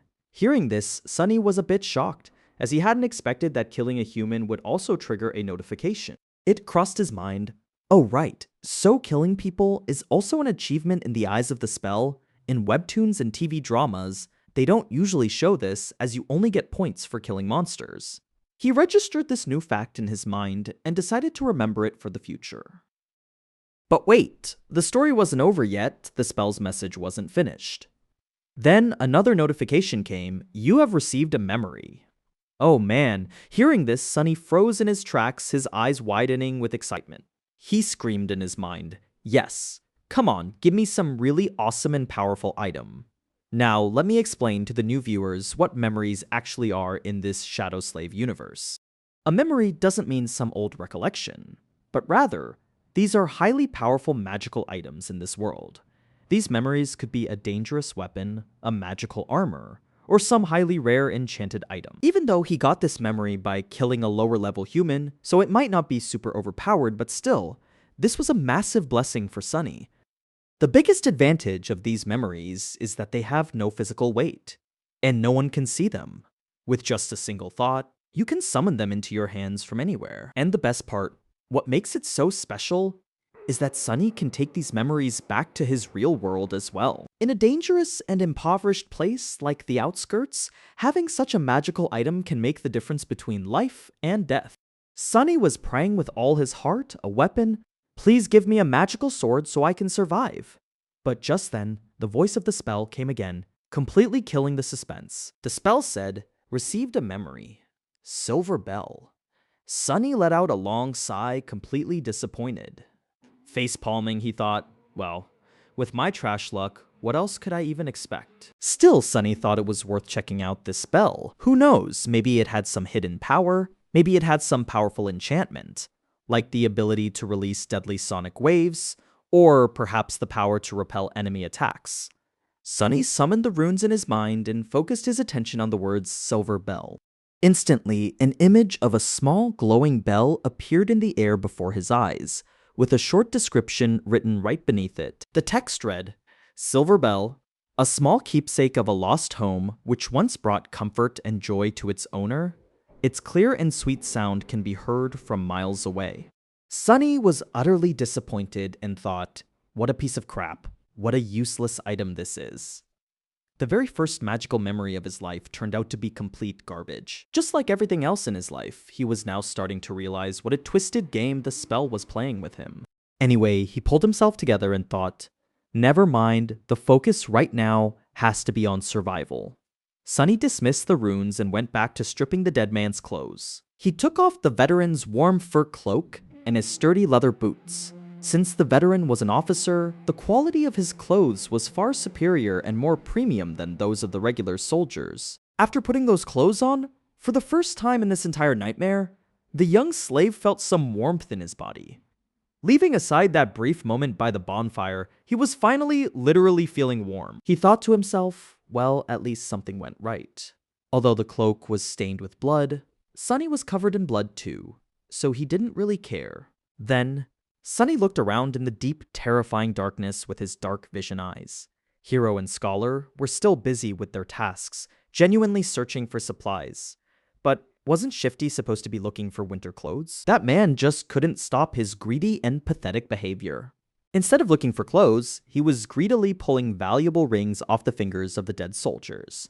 They had absolutely no idea that Sunny's eyes could see them clearly, even in this pitch darkness. Seeing all this, Sunny hesitated a bit, wondering if he had really planned everything out well. These companions of his were not trustworthy at all, especially that greedy Shifty. The future was highly uncertain, and death was waiting for them at every turn. Even the actual requirements to pass this nightmare were still a massive mystery. Every decision Sunny was making was a huge gamble. A high-stakes game where his very life was on the line. But still, if he wanted to survive, he had to take this risk. Without wasting any more time, Sunny picked up all those heavy water flasks, took a deep breath, and headed back toward the fire. The four of them spent the rest of the night sitting near that bonfire. Back to back, staring into the pitch-black darkness in absolute terror, jumping at every tiny sound. Even though they were completely exhausted and their bodies were giving up, no one could fall asleep. The fear of that monster, that terrifying tyrant, returning to wipe out all four survivors was so intense that no one even dared to close their eyes. Among them, only Hero seemed completely normal and relaxed. In the bright light of the dancing flames, he was calmly sharpening his sword. The sound of the blade scraping against the whetstone, for some strange reason, brought a sense of comfort in that terrifying atmosphere. Finally, that long night came to an end, and the first light of dawn appeared. As the sun rose and the morning air began to warm up slightly, they packed up their things. Loading themselves with all the supplies they had gathered during the night, they set off through the cold air toward the mountain pass. As they walked, Sunny looked back one last time, taking in the sight of the stone platform where so many had died. He had finally survived past the point where the slave caravan was destined to perish in the original story. He had cheated death. But what lay ahead? No one could say, and the path forward was bound to be even more dangerous. Would that tyrant really come back to hunt them down?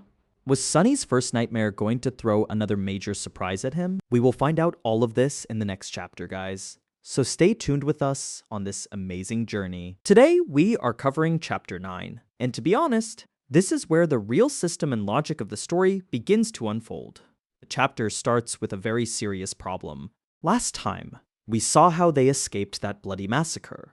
Now, their plan was simple. Follow this mountain path to reach the mountain pass. Their main goal was to get as far away from the massacre site as possible before nightfall, ensuring that no monster or danger could reach them in the darkness of the night. But man, fate had other plans, because the path they were supposed to take simply didn't exist anymore. Now, just imagine running for your life only to find the path ahead has completely vanished. How would that make you feel? In the last few months, or maybe just yesterday, a massive landslide had occurred there. Huge heavy boulders had crashed down from the mountain, completely destroying that entire narrow path. Any trace of the road was completely gone, and walking on whatever little was left was absolutely impossible. Sunny was standing right on the edge of a massive, deep abyss. He was silently staring down into the endless depths where falling meant instant death. There was no real expression on his face, no fear, no shock, just a blank look. Maybe deep down he was thinking, why does nothing in my life ever come easy? Just then, the scholar's voice comes from behind, his face buried in the collar of his thick fur cloak. In a very low and worried voice, he asked, "What do we do now?" Hearing the scholar's words, his disciple, Shifty, suddenly lost his temper. Shifty started looking around in anger, because when a person gets frustrated, they need a scapegoat to vent their anger on. And who did Shifty's angry gaze land on? Yes, you guessed it right. our main character, Sunny. Shifty yells out, "I will tell you what we should do. We should get rid of this useless burden," meaning he was directly calling Sunny deadweight, which is just terrible. Shifty cast a greedy look at Sunny's nice boots and then immediately turned to Hero. Hero, who had become their de facto leader, is told by Shifty, "Listen, my lord, this boy is too weak. He is slowing us down, and because of him, we will all get killed. Plus, he is really weird. Doesn't looking at him give you a strange feeling? Just think about how incredibly selfish Shifty is, talking about killing a kid just to save his own skin." Hero, who was a young and brave soldier, answered Shifty's nonsense with nothing but an angry, piercing glare. But Shifty was not about to stop. He was completely bent on venting his frustration. He yelled out again, Look how he is staring at me. I swear to God, ever since this boy joined our caravan, absolutely nothing has gone right. Maybe that old slave was right after all. This boy is cursed by the Shadow God. There is some massive curse on him."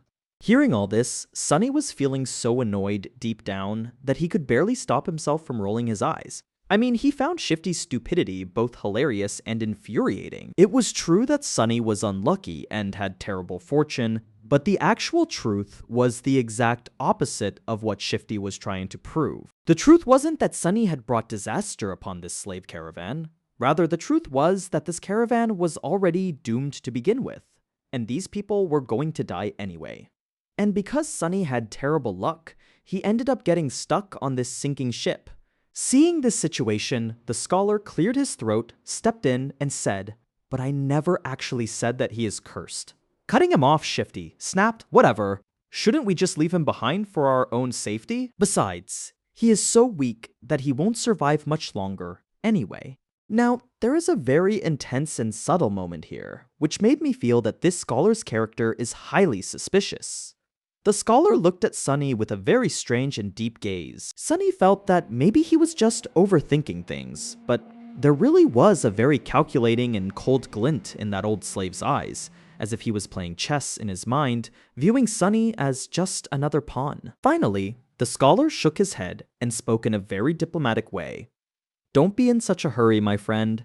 This boy might come in handy for us later on." The meaning was simple. He was planning to use Sunny as a scapegoat when danger struck. Shifty was about to argue, but finally the hero spoke up and put an end to this pointless bickering. In a very firm and authoritative voice, the hero said, "We are not leaving anyone behind. And as far as his survival is concerned, you just worry about yourself." Hearing this, Shifty gnashed his teeth in anger, but he couldn't afford to mess with the hero. So in frustration, he just waved his hand and said, "Fine, so what is our plan now?" The four of them looked once again at the broken path. Then their eyes drifted down the mountain slope to the deep abyss below, where death lay waiting. And finally, they looked upward, where a sheer vertical cliff face had crumbled due to falling rocks. After a brief tense silence, the scholar finally began to speak. He explained that in ancient times, there actually used to be a path leading from here to the mountain peak. This path was occasionally used by pilgrims. Later on, the Empire widened parts of that old path and built a proper road over it. It now leads towards the mountain pass instead of the peak, which is where we were planning to go, the scholar explained, looking up at that steep cliff.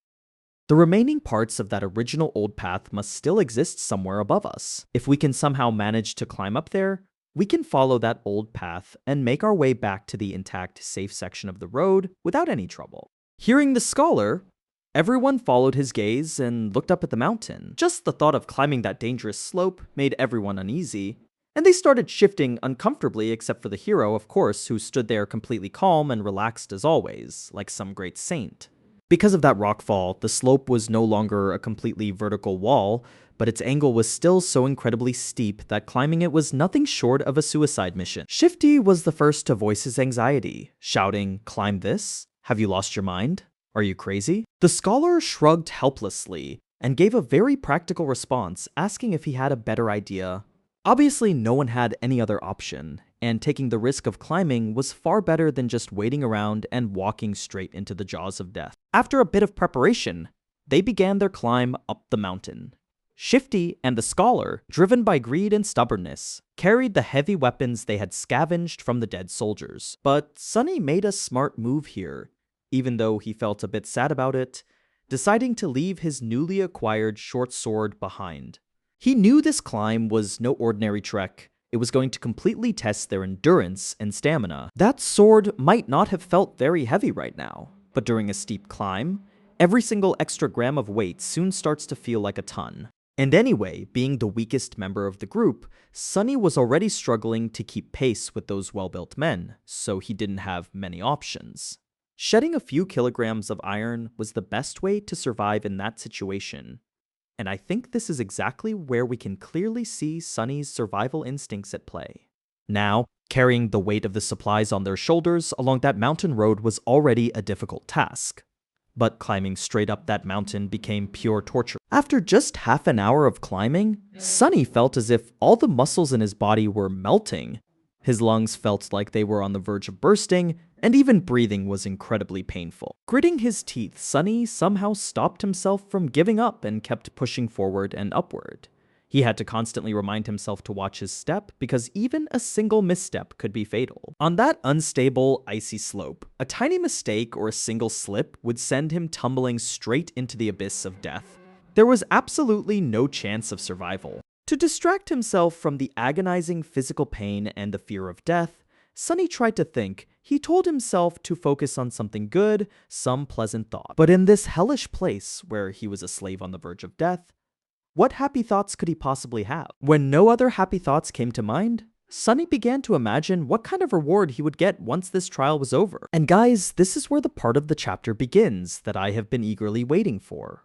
This is where we finally understand the magic system, the rules, and the entire logic of the nightmare in this novel. So if you love power systems, listen to this explanation carefully, as I will break it down in a very simple way. Sunny thinks that the boon of the first nightmare, which is the blessing granted by the spell, is the most important thing for any awakened. Yes, it is true that future trials can grant them even more abilities and multiply their power many times over. But this first trial is what lays the actual foundation. It decides what role an awakened person will play in this world, how great their potential will be, and most importantly, what price they will have to pay for this power. Not only that, but this first nightmare also gives them the essential tools to survive and grow in a dangerous place like the Dream Realm. So, the main benefit of the first nightmare's boon is very simple, yet perhaps the most important. After completing this first trial, aspirants receive a very special ability. They gain the power to see and interact with soul cores. Now, you might wonder, what on earth are soul cores? Well, soul cores are the basic foundation of the rank and power of any human or nightmare creature. You can think of it like a core level or engine in a video game. The stronger and more evolved your core is, the more your power will increase. The exact same rule applies to those dangerous nightmare creatures, but with a very deadly twist. Humans always have only one soul core, but nightmare creatures can have more than one. They can have multiple cores. Yes, a normal, minor beast has only one core, but a dangerous tyrant monster like the Mountain King doesn't have just one or two, but a total of 5 cores. Now think about it. How can a human with their single core fight such a monster? This is a highly unfair advantage that these monsters have. And as it happens, there is only one way to make your soul core powerful and improve it. That way is to consume soul shards. These soul shards don't grow on trees. Instead, they are harvested from the corpses of other Dream Realm creatures after killing them. This means you must kill others to get stronger, which is a pure survival of the fittest rule. This is exactly why awakened people live such dangerous lives. They risk their lives to fight those powerful nightmare creatures just to obtain their soul shards and increase their own power. Now, let's talk about the second benefit, which is a bit complicated but absolutely vital for survival. After successfully completing the first nightmare, aspirants are promoted to the rank of dreamers, who are also commonly referred to as sleepers. And with this, they gain full access to the Dream Realm. So, what is the process? The rule is that on the very first winter solstice after passing the trial, all these sleepers are pulled into the Dream Realm. They remain trapped in that terrifying world until they find a way out, meaning an exit gate. Once they somehow find that exit and escape, only then do they fully become an awakened human. Now, there is a huge catch here. The time between completing the first nightmare and entering the Dream Realm is extremely crucial. This is because it is the final opportunity for a person to train themselves, preparing both mentally and physically for that terrifying world. Those who have more time learn to wield weapons and undergo combat training. But in poor Sunny's case, this time period was only 1 month. Yes, just one single month. This is the absolute worst case scenario. It means even if he wins this trial, he will only get 30 days to prepare, and then he will have to go straight to the hell of the dream realm. Now, let's move on to the final benefit, which is my personal favorite. This benefit is completely unique to every aspirant, and that is exactly what makes each character so special. And that is their very first aspect ability. This is the real magical power that elevates these awakened individuals far above ordinary weak humans. Aspect abilities are incredibly diverse, unique, and extremely powerful. Some powers can be classified into categories, like combat, which turns a person into a super soldier, sorcery, which allows them to control magical spells or elements, and utility, which lets them perform healing or other support roles. But some powers are so bizarre and mysterious that they are completely beyond human imagination. Armed with the power of these abilities, the Awakened saved the world from being completely destroyed by the flood of nightmare creatures. But guys, the spell never gives anything for free. Along with this great power comes a massive and dangerous catch. Along with their first ability, every Awakened also receives a flaw. You could call this their weakness or their counter. Just like abilities, these flaws are also highly unique and diverse. Some flaws are relatively harmless, not affecting a person much, and they can easily manage them. But some flaws are so crippling that they can leave a person completely paralyzed from within. Or in some extreme cases, those flaws can even take their lives. As Sunny was thinking about all of this, a question popped into his mind. Let me think. What kind of ability would a temple slave even get? He was not feeling very optimistic or positive about his future and his aspect. He thought to himself, as far as flaws are concerned, the spell has absolutely no limit to the options it can use to torture me. I just hope that once this fiasco, this madness is over, my pathetic aspect will evolve. Or even better, it changes completely. Because if an aspirant performs exceptionally well or does something extraordinary in the trial, there is a small chance of their aspect undergoing an early evolution. Just like soul cores, aspects also have different ranks, which depend entirely on their potential and rarity. The lowest and most basic rank is called dormant. After that comes awakened, then ascended, followed by transcendent, then supreme, and then sacred. And finally, at the very top comes the divine rank. Although in all of history, no one has ever actually seen a divine rank aspect, it is nothing more than a legend. Sunny thinks to himself, cursing the spell. With all the trouble this spell has put me through, and all the torture I've had to endure, if this system has even a shred of conscience, it should at least give me an awakened aspect, right? Or maybe it could even give me an ascended aspect, which would be absolutely amazing. And on top of all this, there is a very small possibility within the spell's system of obtaining a true name. A true name is a highly rare honorary title that the spell only bestows upon its absolute favorite and most outstanding awakened individuals. This name itself doesn't offer any direct magical benefits. However, every single famous and legendary awakened in the world has a true name. It is considered the ultimate mark of excellence for any awakened. But the number of people who obtain a true name during their first nightmare is so incredibly low that Sunny didn't even bother thinking about it. Frustrated, he thought, who needs this useless excellence and fame? Just give me the power to survive. Cursing under his breath, he realized that building these castles in the air and obsessing over the future was only making him feel more depressed and angry, instead of bringing him any joy. He felt he was needlessly raising his hopes, which is extremely dangerous in this cruel world.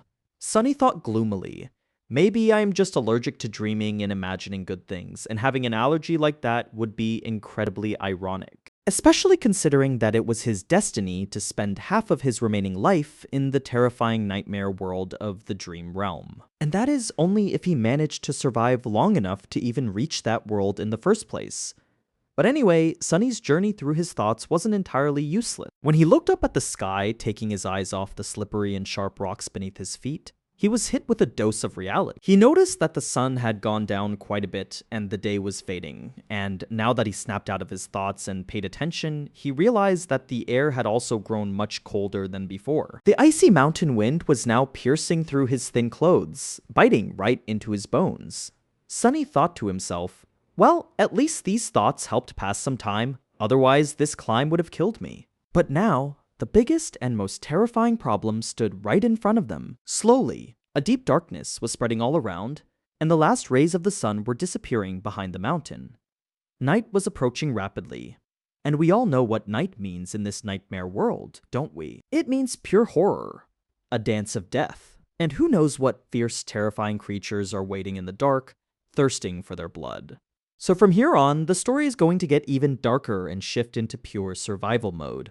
My friends, Chapter 10 begins with a very brutal and exhausting scene. Up until now, these people had been climbing that dangerous, rugged mountain slope for hours without a single break.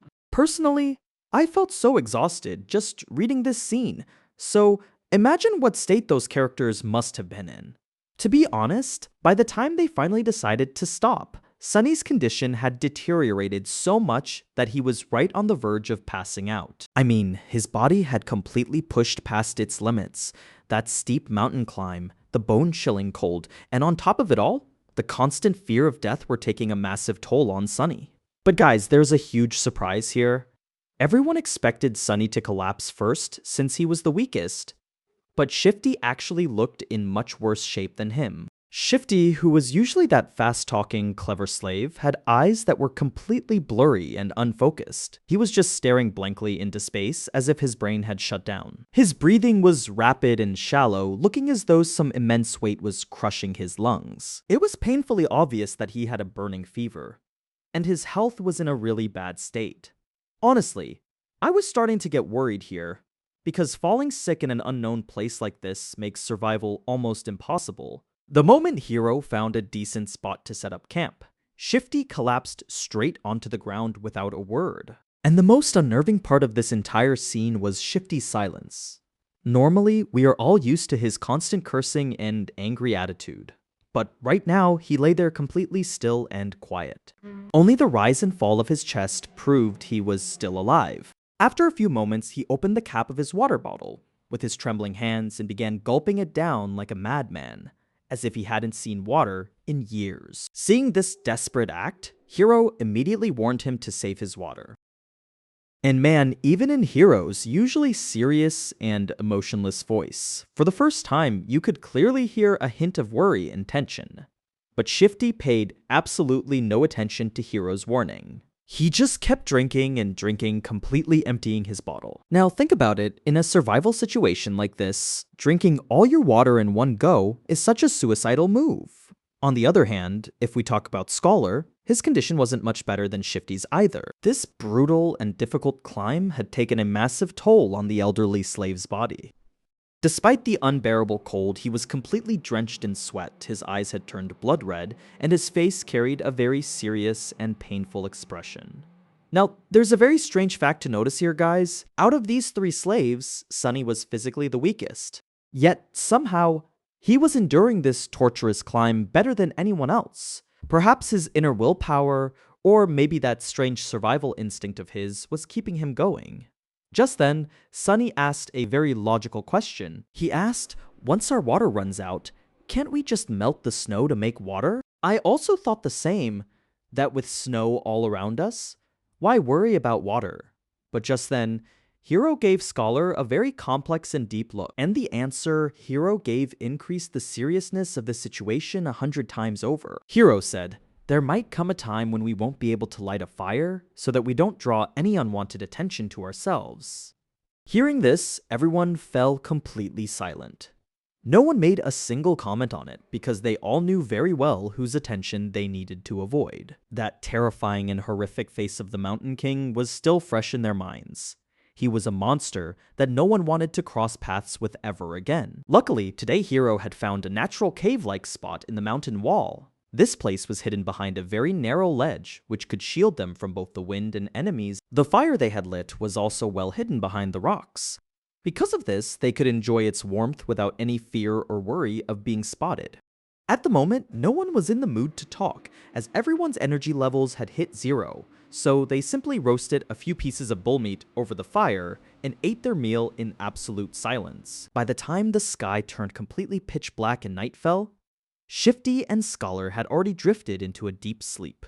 Both of them were trapped in their own bad dreams and nightmares, which was clearly visible on their faces. Just then, Hiro drew his sword and went to stand at the edge of the cliff. He told Sunny, "You should also try to get some rest. I will take the first watch." Meaning, Hiro decided to keep watch so the others could sleep. Sunny just nodded his head and, without any argument, lay down near the fire. He was truly exhausted. Now guys, falling asleep inside a dream was a completely new and strange experience for Sunny. But unexpectedly, it felt just like normal, ordinary sleep. As soon as his head hit the ground, his consciousness instantly drifted into darkness, and he fell into a deep sleep. But to Sunny, it felt as if only a single second had passed before someone gently shook him awake. Being half asleep, Sunny was completely groggy and confused. He blinked his eyes several times, and finally noticed Hiro leaning over him. Hiro said in a low voice, "These two do not look too good to me, so it would be better if we give them a little more time to recover." He gave Sunny instructions to not let the fire go out, and as soon as the sun starts to rise, wake us up. And then Hiro paused for a moment and said, "Or if that beast comes, wake us up immediately." Just hearing this gave me goosebumps, because that monster showing up in the dark would be nothing short of death. Sunny quietly got up and swapped places with Hiro. Before sleeping, Hiro threw a few more logs onto the fire, and he too fell into a deep sleep very quickly. Now, for the next few hours, Sunny was completely alone in that terrifying and cold night.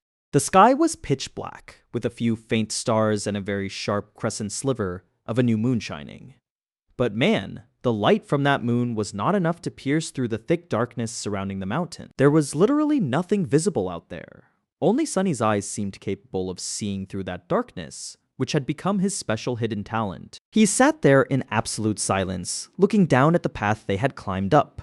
Even though they had climbed to a very high altitude the previous day, Sunny could still see the distant outline of that path. He could even trace the path all the way back to that stone platform where their battle with the terrifying tyrant had taken place. The tiny dots scattered across the stones over there were actually the dead bodies of those deceased slaves.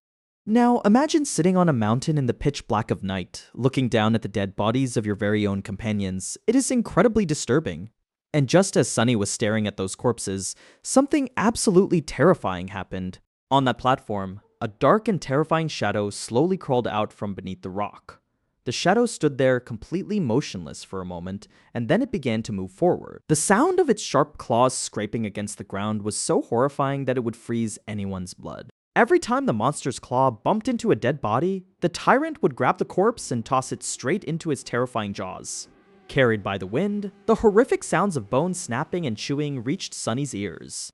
Crunch, crunch, crunch. Man, hearing that sound made Sunny shudder to his core. In his sheer terror, a small stone accidentally slipped from Sunny's hand and fell over the edge. The stone tumbled down, bouncing off the mountain slope, and rolled all the way to the bottom. And the problem was, that single stone triggered a mini landslide, sending other rocks tumbling down after it.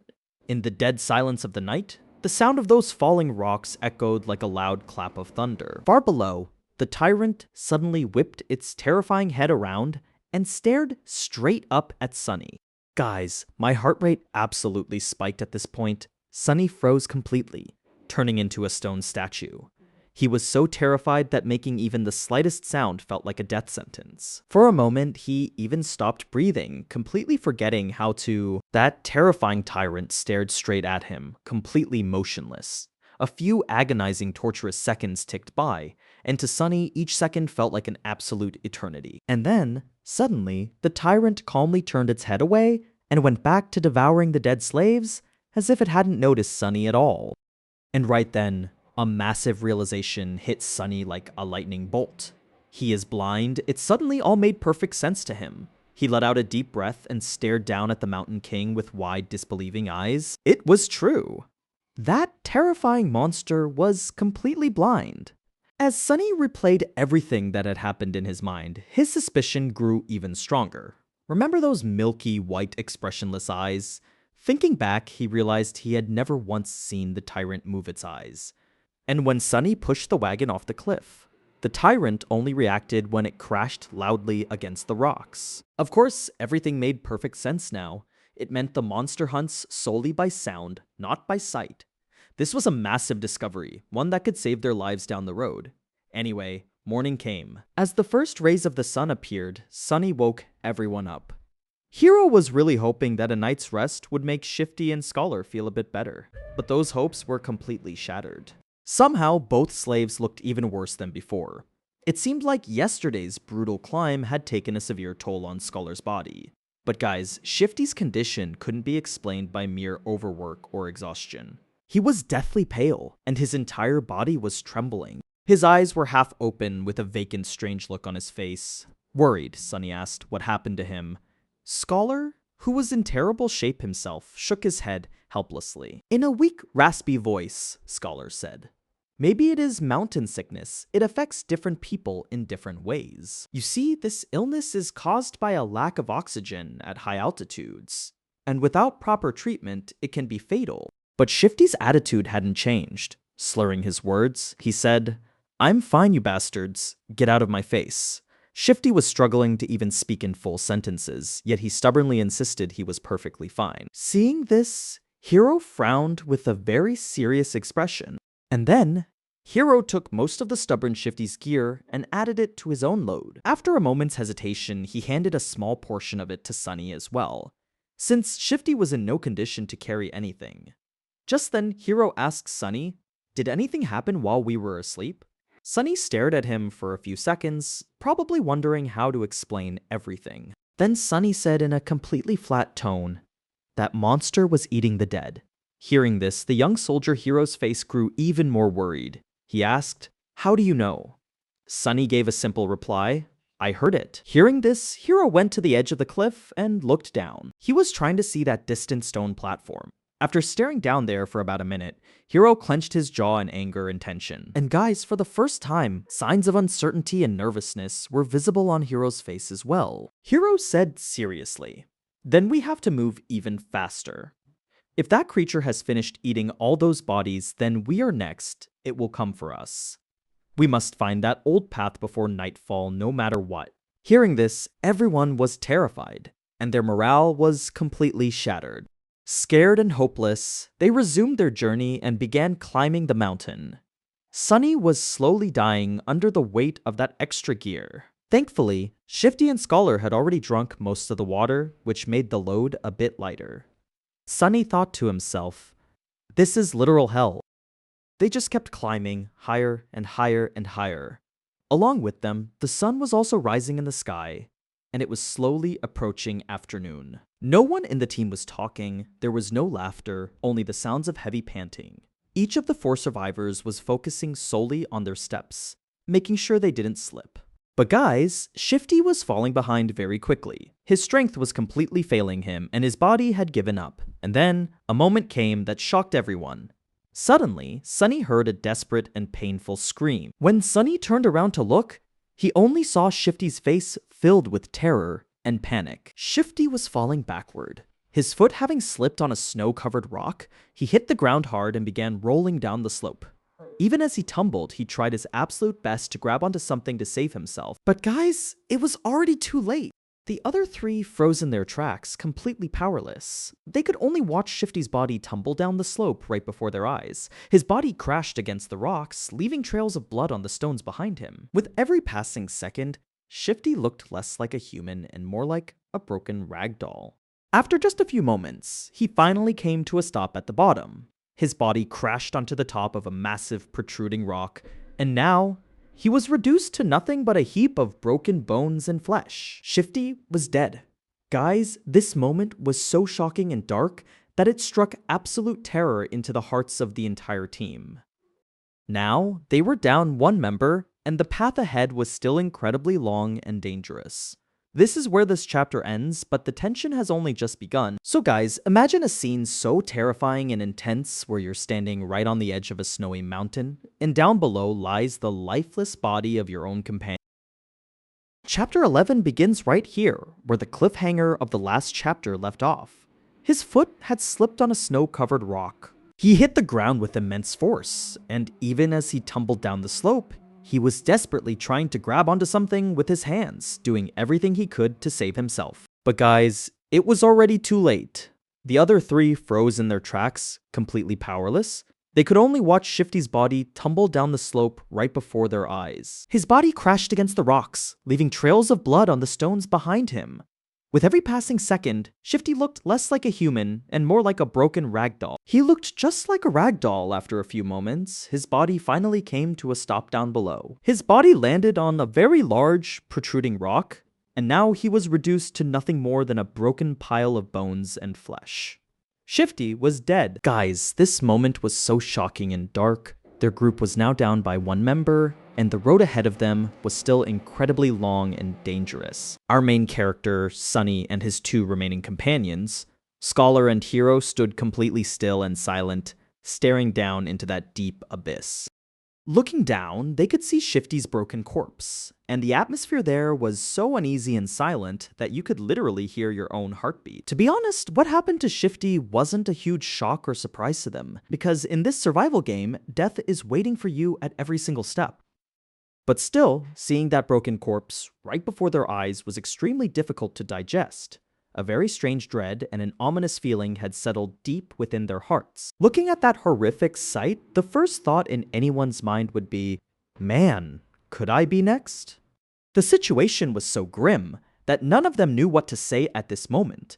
There was literally pin-drop silence, which was finally broken by Scholar after about a minute. He let out a deep sigh and said, "It is a good thing we already took most of his supplies and food." Hearing this, a bell rang in Sunny's mind. He thought that, although it sounded a bit heartless, the man was being completely practical and right. Sunny looked at the old slave Scholar very carefully and with suspicious eye. At that moment, Scholar also realized that his mask of a kind-hearted gentleman had slipped for a split second. He immediately corrected his mistake and, filling his voice with fake grief, said, "My friend, may your soul rest in peace. In my opinion, this scene is highly impactful and character-defining." Sunny thinks to himself, wow, what an amazing performance by this old man. Honestly, Sunny didn't believe Scholar's act of being kind for even a single second. Sunny was a boy from the outskirts of the city who had seen the harsh reality of the world very closely since childhood. And every kid from the outskirts knows very well that people who, without any reason, who act overly kind or generous are the ones you need to be most careful of. Because such people are either complete fools, or they are actually terrifying monsters on the inside. And looking at Scholar, there was absolutely no way he seemed like a fool. That is why, from the very moment they first met, Sunny had been super cautious and alert around him. Sunny was alive to this day only because he was a mistrustful cynic, meaning he never easily trusted anyone. And now, having ended up in this icy hell, there was absolutely no reason for him to change his ultimate rule of survival.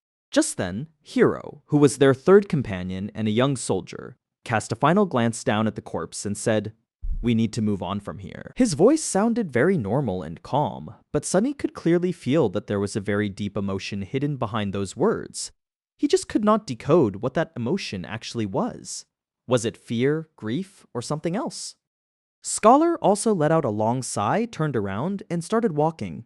But Sunny kept staring at those blood-stained rocks and the abyss for a few more seconds. A very strange thought was crossing his mind, and he asked himself, why am I feeling so guilty? He was surprised and confused by this unexpected feeling, because practically speaking, Shifty got exactly what he deserved. Feeling a bit unsettled and strange inside, Sunny finally turned and began following his two remaining companions. And just like that, they left Shifty behind forever and continued their climb upward. From here on, the environment of the story starts becoming even more brutal and unforgiving. As they climbed higher and higher up the mountain, survival was literally becoming impossible. The mountain wind was so fierce and violent that if someone was even slightly careless or lost their balance, they would be blown straight into the abyss. Every single step felt like a massive gamble, a literal game of life and death. And the biggest problem was the atmosphere. The air was becoming so thin that even breathing had become a monumental task. Due to the severe lack of oxygen, Sunny's head was spinning terribly, and he felt constantly nauseous. It felt as if someone was slowly strangling them, leaving all three of them gasping and suffocating. Now, altitude sickness is not some ordinary thing that you can just beat with willpower or hard work.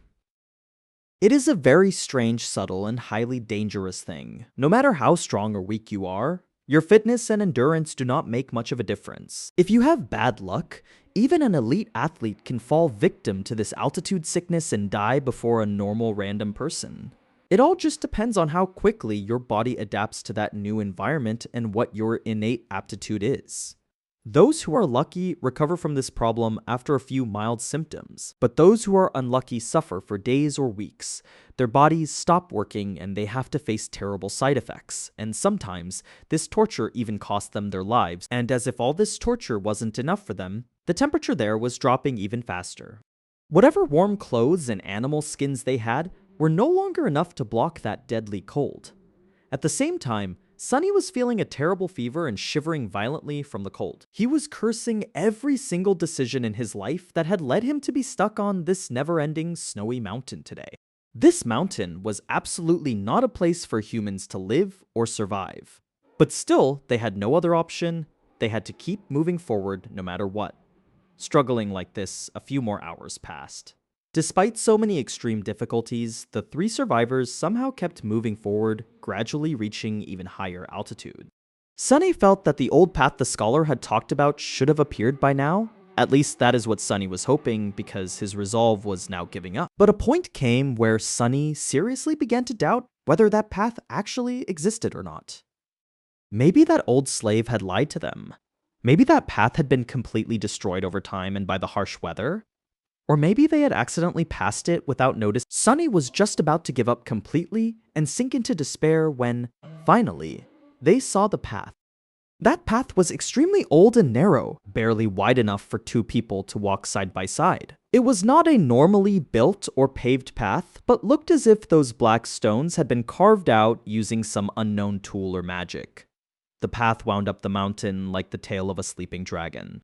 In some places, the path was completely hidden under the snow. But the most important thing of all was that the path was completely flat.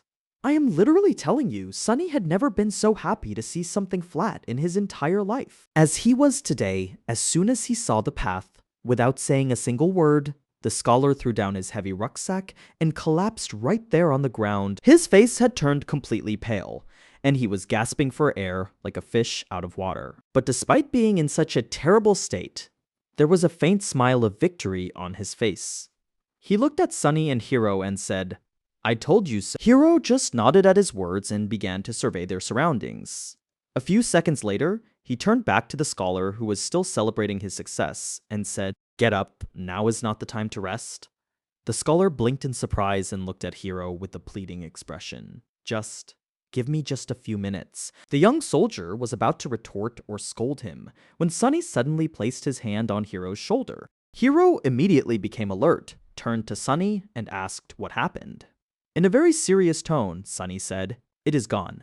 Hiro did not understand and asked in confusion, "What is gone?" Sunny pointed downward, right toward the path they had just climbed up. He said Shifty's body. "It is gone." Just imagine how shocking and suspenseful this moment was. Hiro just stared at Sunny for a few moments, literally unable to understand what Sunny was trying to say. Then Sunny thought to himself, "Oh, right, they do not even know his name is Shifty. Ahem, this is so awkward." Sunny wanted to explain it to them, but it seemed like both the scholar and Hiro had already understood. Both of them walked over to the edge of the stone path together and looked down, trying to find the spot where Shifty had fallen, and man, what they saw was truly spine-chilling. Blood splatters and stains were still clearly visible on those sharp rocks, but the body was completely gone.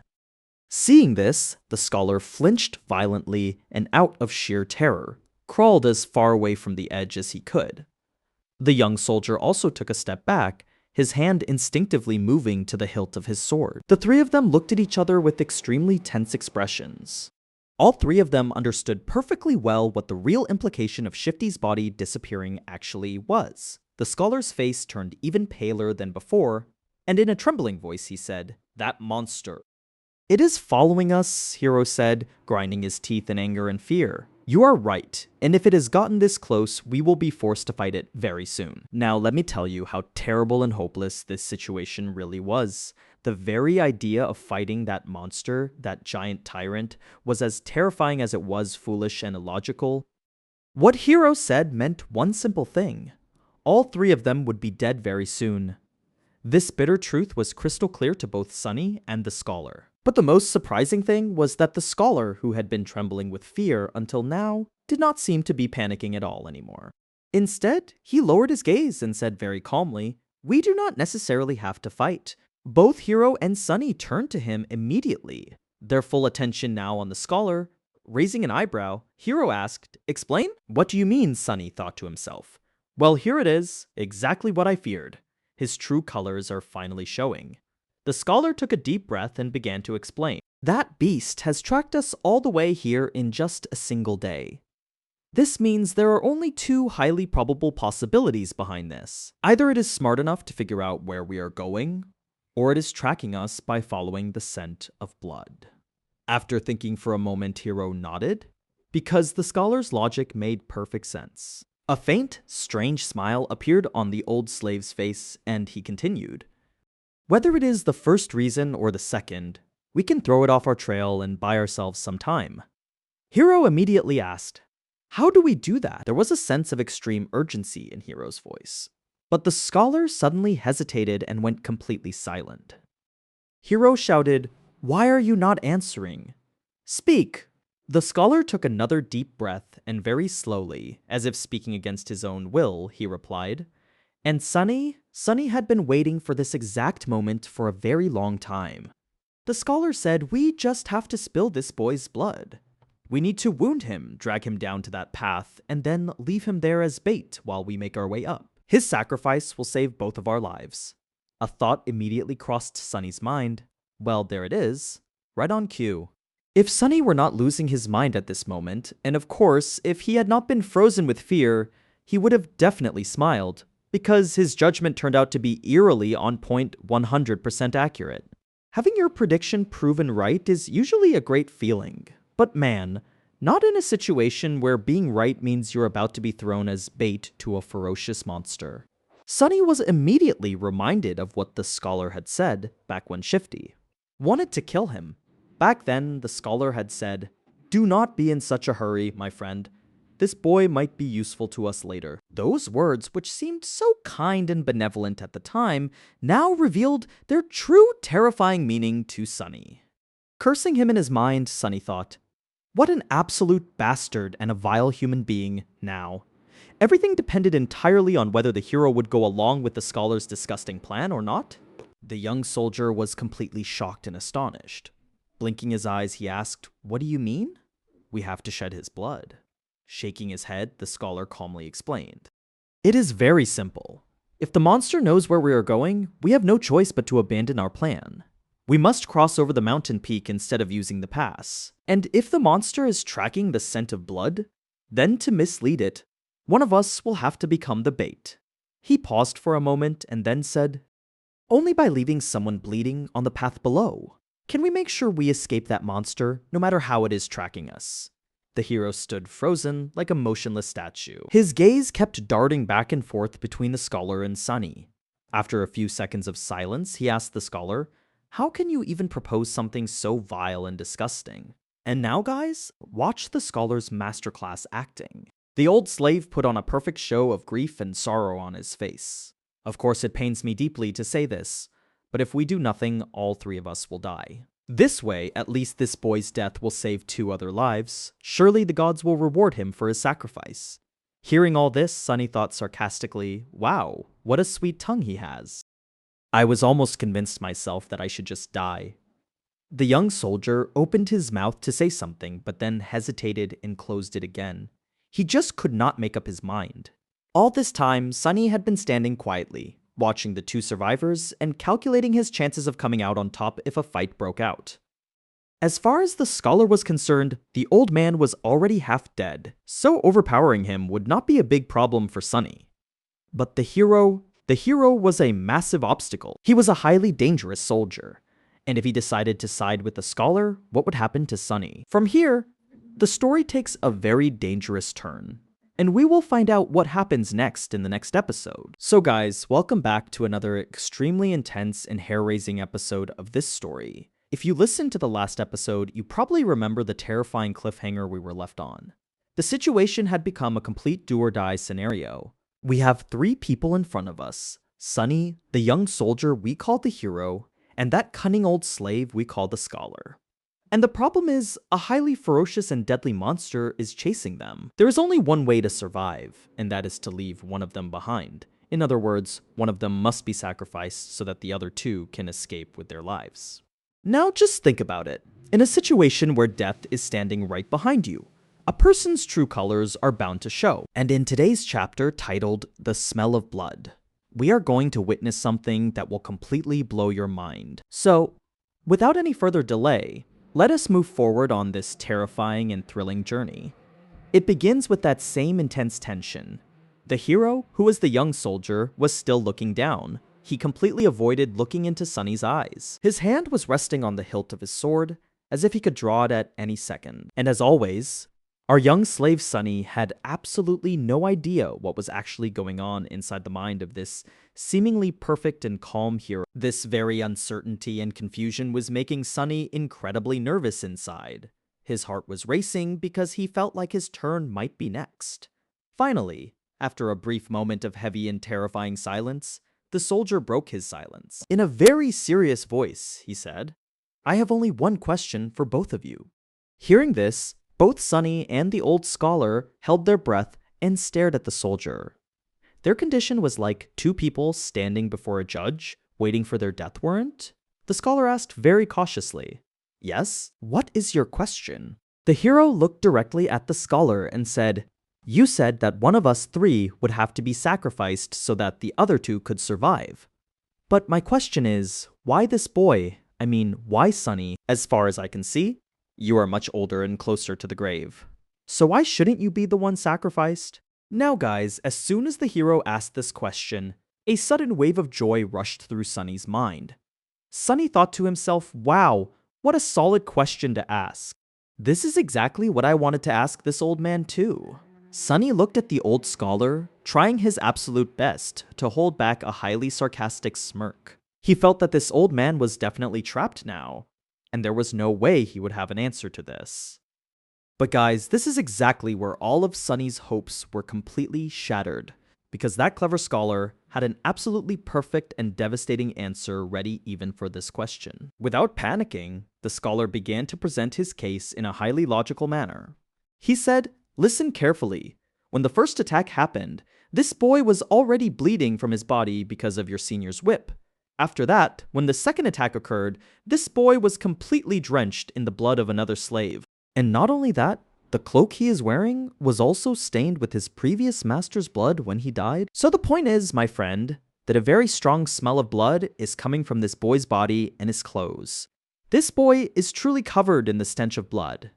If we keep him alive with us, that monster will follow the scent of this blood and come straight to us, and we will all be killed. Therefore, for our own survival, this boy is the absolute best choice to leave behind." Oh man, as soon as the scholar gave this logic, that faint smile starting to appear on Sunny's face died right then and there. Only one thought came to Sunny's mind: curse this old man and his massive brain. Because, honestly, if we think about it neutrally, the scholar's logic was terrifyingly solid. There was absolutely no flaw in it. In a survival situation, any rational person would make the exact same decision. The hero was listening to the old man very quietly, and as the old man finished his explanation, the hero's facial expressions grew even darker and more serious. Finally, the hero looked at Sunny, and at that moment, there was a highly dangerous glint in the hero's eyes. The hero said softly, "Yes, your point does have merit. That is true." Hearing these words, Sunny's throat went completely dry. He felt that this was it. His game was about to end. A cold shiver ran down his spine, as if someone had poured ice-cold water over him. He tensed his entire body, completely ready to take action. Even though his chances of survival were absolutely 0, he was not the type to die without a fight. But just then, suddenly, a massive plot twist occurred in that intense atmosphere. The hero, who had been so incredibly serious until now, suddenly smiled. And man, that smile was no normal smile. There was something incredibly strange and terrifying about it. Drawing his sword from its scabbard, the hero said, "Your logic is almost unbeatable. There is no doubt that you have made a very valid point. But you forgot to consider one extremely important thing in your entire calculation." Hearing this, the scholar raised an eyebrow in confusion, trying his absolute best to hide his nervousness. He asked, "What is this thing that I forgot?" Then the young soldier turned toward him, and by now that smile had completely vanished from his face. Now he looked like a completely different person. An aura of killing intent so deep and terrifying was radiating from him that anyone standing there could feel it. The atmosphere became incredibly heavy. In a bone-chilling voice, the hero said, "That thing is, I know who you are, Your Grace. I also know what you have done in your past, and how a man like you ended up becoming a slave. You have committed such heinous and terrible crimes in your life that just one of them is enough to give me a reason to kill you right this very second. So, my friend, if there is one person among the three of us who truly deserves to be sacrificed, it is you." Hearing this, the scholar's eyes widened in sheer shock. He could not believe his ears that this boy knew his truth. He stammered, But what about the smell of blood that is coming from this boy, right?" The hero replied very calmly, "Do not worry about that blood. I will drain so much blood from your body, I will bathe you in so much blood, that whatever faint smell of blood this boy has will be completely masked by the stench of yours." And man, what happened next occurred so quickly that Sunny did not even get time to react or think about anything. The hero lunged forward in an instant, and his speed was so incredible that it did not even seem like the speed of a normal human. The very next moment, that cunning scholar was lying on the ground, screaming in agony. The hero had struck the scholar's leg so hard with the flat side of his sword, not the sharp edge, but the flat side, that the old man's leg broke in a single blow. But Hero didn't stop there. He didn't give the scholar even a single second to recover. Hero raised his heavy boot and stomped down on the scholar's other leg with all his might, completely crushing it. And man, the horrifying sound of bones shattering was heard so clearly in the dead silence. Crack. The scholar's scream had now turned into a painful, whimpering cry as he writhed in agony.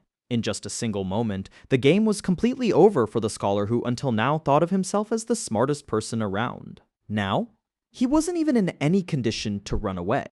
Sunny was completely numb watching all of this. The sheer brutality in Hero's actions was so vastly different from his usual graceful behavior that Sunny felt as if the blood running through his veins had suddenly frozen into ice. It was truly terrifying. I mean, just imagine. The guy who had been behaving like a perfect gentleman throughout the entire journey suddenly turned into a cold-blooded killer. Hero gave Sunny a very calm, normal look, and in an extremely placid tone, he said, "You wait for me right here." Saying this, he grabbed the writhing old slave by his collar and began dragging him down the rocky path. Before long, they both disappeared behind a large boulder. Sunny was left standing there all alone, and he was shivering violently. After a few minutes, the terrifying, heart-wrenching screams of the old scholar began to echo through the wind, enough to make anyone's soul shudder. Hearing those screams, it was crystal clear that Hero was draining the blood from his body, just as he had promised. Sunny thought to himself, "Shit, this is truly too much." He still couldn't believe that the scholar's end would come so quickly and in such a horrific way. Sunny had never imagined in his wildest dreams that the soldier could be so ruthless. After some time, when the screams stopped, Hero returned. And do you know what the most terrifying part was? Hero was acting as if nothing had even happened. This normal behavior of his was the very thing that was unnerving Sunny the most, terrifying him deep down inside. Hero came back and very casually sorted through the scholar's rucksack. He threw out most of the firewood to make the bag lighter. Then, slinging it over his shoulder, he turned to Sunny in a completely nonchalant, emotionless way and said, "Let's go. We need to hurry." Sunny didn't know what to say or how to react in this situation. So he just silently nodded and began following behind Hero. Now, on this entire journey across this terrifying mountain, only the two of them were left. It was a bit strange and stupid to think about, but Sunny suddenly started feeling incredibly lonely. Even though he hated the scholar, having one less person around still gave him a strange feeling. Compared to climbing that sheer cliff face, walking on this rocky path was a bit easier. Because of this, Sunny now had time to think about random things, and a strange, melancholic sadness began to cloud his mind. For some reason, he began to feel that whatever terrifying nightmare was going on, its end was not too far away. The two of them walked in absolute silence for a long time. There was no conversation between them, only the sound of their footsteps echoing. Then finally, Hiro broke the silence. He said, "Don't hold any guilt in your heart for what just happened," meaning, don't blame yourself. It wasn't your fault at all. That decision was solely mine. Hiro was walking a few steps ahead, so Sunny couldn't see his face. Hiro continued, "And anyway, if you knew about that man's sins, you would have done the same." Well, to be honest, it's better that you don't know anything. Just trust me when I say that killing him was an act of justice. Hearing this, Sunny thought to himself, I'm wondering which of us is actually feeling guilty here. I don't feel any guilt, so is he just trying to justify himself? This was exactly what annoyed Sunny the most about these people. They always try to justify every single wrong thing they do. They always want to maintain the illusion of being righteous and just, no matter how dirty and terrible their actions actually are. Sunny absolutely despised this hypocrisy. When Sunny didn't reply, Hiro laughed softly and said, "You don't like talking much, do you?" Well, fair enough. They say silence is golden. After that, neither of them spoke. Both were completely lost in their own thoughts, drifting away in their own worlds. Gradually, evening began to fall. The sun was setting, painting the entire world in a million shades of crimson, red, and gold. At this high altitude, the air was incredibly clean and crisp, with rays of red light piercing right through it. It was a truly breathtaking sight. Below them, at the base of the mountain, a vast ocean of maroon clouds was slowly drifting by. The sky had turned a deep vermilion, and the stars and moon were gradually starting to appear. If you can picture that scene, it was absolutely stunning. Nature was showing off its beauty in full glory. But on the other hand, Sunny was in no condition to enjoy this beauty. He had only one major worry on his mind. He was thinking about how terribly freezing it would get once the sun completely went down. Thankfully, before the sun vanished entirely, Hiro managed to find a shelter for them to stay. Just a little off the path, hidden behind some massive, towering rocks, was a narrow crevice leading deep into the mountain slope. To escape the biting, freezing wind, they stepped inside, and after exploring a bit, they found a small, well-hidden cave. Inside, the wind was blocked, giving them some much-needed relief. Sunny immediately stepped forward and started untying the bundle of firewood to light a fire. But Hiro shook his head and stopped him. In a very serious tone, Hiro said, "Tonight, we camp without a fire. That beast, that monster, is extremely close to us. If we light a fire, the light and smoke will bring it straight here." Now, think about it. Spending the night on such a freezing mountain without a fire or any warmth was no joke. It was going to be incredibly miserable and painful, but at least they were inside a cave, so they wouldn't freeze to death. And besides, the alternative of lighting a fire and attracting that monster was far more terrifying than freezing. Sunny quietly sat down, leaning his back against the cave wall. Hiro sat down right in front of him. At this moment, Hiro looked incredibly sad and lost in thought. His mood was really strange today, and this was evident not just from his face, but also from his actions. For the first time after setting up camp, the young soldier didn't take care of his sword. Normally, he would clean his sword with great care and affection every single day. Soon, the sun disappeared completely, plunging their tiny cave into pitch darkness. It was so dark that you couldn't even see your own hand. But as you might remember, our Sunny is a shadow, so he could see perfectly clearly even in this pitch darkness. On the other hand, Hiro had no such power, leaving him completely blind. Even in this terrifying darkness, Hiro's handsome face looked incredibly noble. Yet for some reason, it also carried a strange sadness. Sunny studied his face without blinking, determined not to fall asleep tonight at any cost. He feared that if he closed his eyes, there was no telling what might happen to him. After a long, suffocating silence, Hiro suddenly spoke in a very soft, quiet voice. He said, "You know, it is really strange. Normally I can sense a person's presence even in pitch darkness. I just know when someone is near me. But with you, it is not like that at all. When you're around, I feel nothing. It feels like you're not even human, but just one of these shadows. One of the shadows." Sunny did not reply to Hiro's words either. When he received only silence in return, Hiro smiled in the dark. He asked in a very soft tone, "Are you asleep?" His question echoed through the dark cave. At this point, something was changing inside Sunny too. Sunny had never spoken to Hiro during this entire journey unless it was an absolute emergency. And even then, he had barely uttered a word or two. But today, for the first time, Sunny felt a strange intimacy, a deep connection between them. Perhaps it was the magic of that pitch darkness that gave him the courage to speak. Or maybe the situation had become such that he simply had to speak. Sunny finally broke his silence, and his voice pierced right through the quiet of that cave. He asked a very direct and terrifying question. Sunny asked, "Why? Are you waiting for me to fall asleep so you can kill me? Or will you do it once morning comes?" And oh my god, with this goosebumps-inducing dialogue, this chapter ends right here. I mean, what an ending to this chapter, guys. On one side is Hiro, who can kill anyone in the blink of an eye. And on the other side is our Sunny, who is now facing things head on. Now, you guys tell me in the comments, what do you think? Is Hiro really gonna kill Sunny, or is there still some other massive twist left in this story? I literally cannot wait for the next chapter. So if you liked this episode and you want me to bring more chapters quickly, then please like the video. If you're new to the channel, don't forget to subscribe, because the story ahead is going to be even more dark and mysterious. And yes, make sure to press the bell icon so you get notified as soon as the next episode drops. Until then, take care of yourself, and I will see you very soon in the next video. Goodbye, and take care. Sunny had never spoken to Hiro during this entire journey unless it was an absolute emergency. And even then, he had barely uttered a word or two. So guys, after the last episode, the situation has become extremely critical, and now we have come to Shadow Slave's chapter 13, which is named Moment of Truth.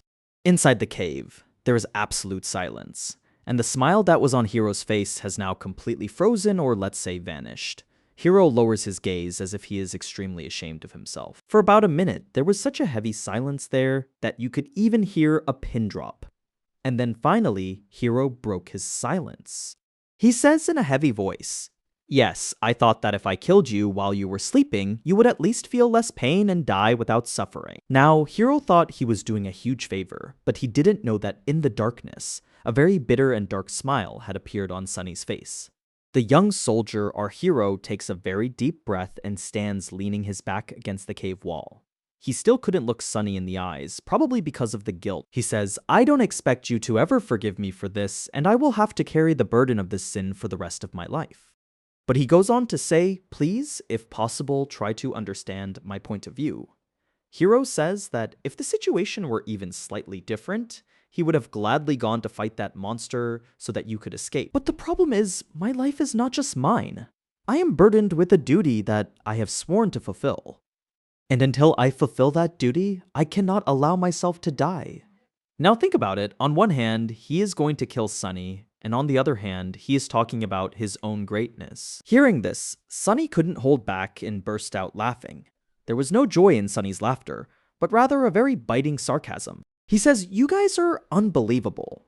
I mean, look at yourselves. First, you make a complete plan to kill me. And on top of that, you want a nice excuse just so you can justify yourself." Sunny continues, "How convenient is that for you?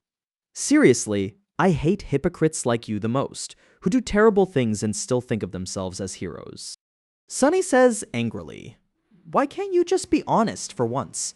Don't give me this garbage. Just tell the straight truth. Just say, I'm going to kill you because you're an easy target, and I'm killing you because I want to survive."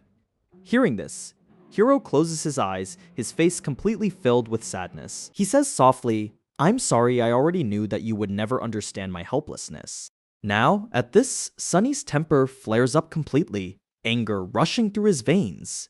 He leans forward slightly and asks in an intense tone, "What is there to understand anyway? Just answer me one thing.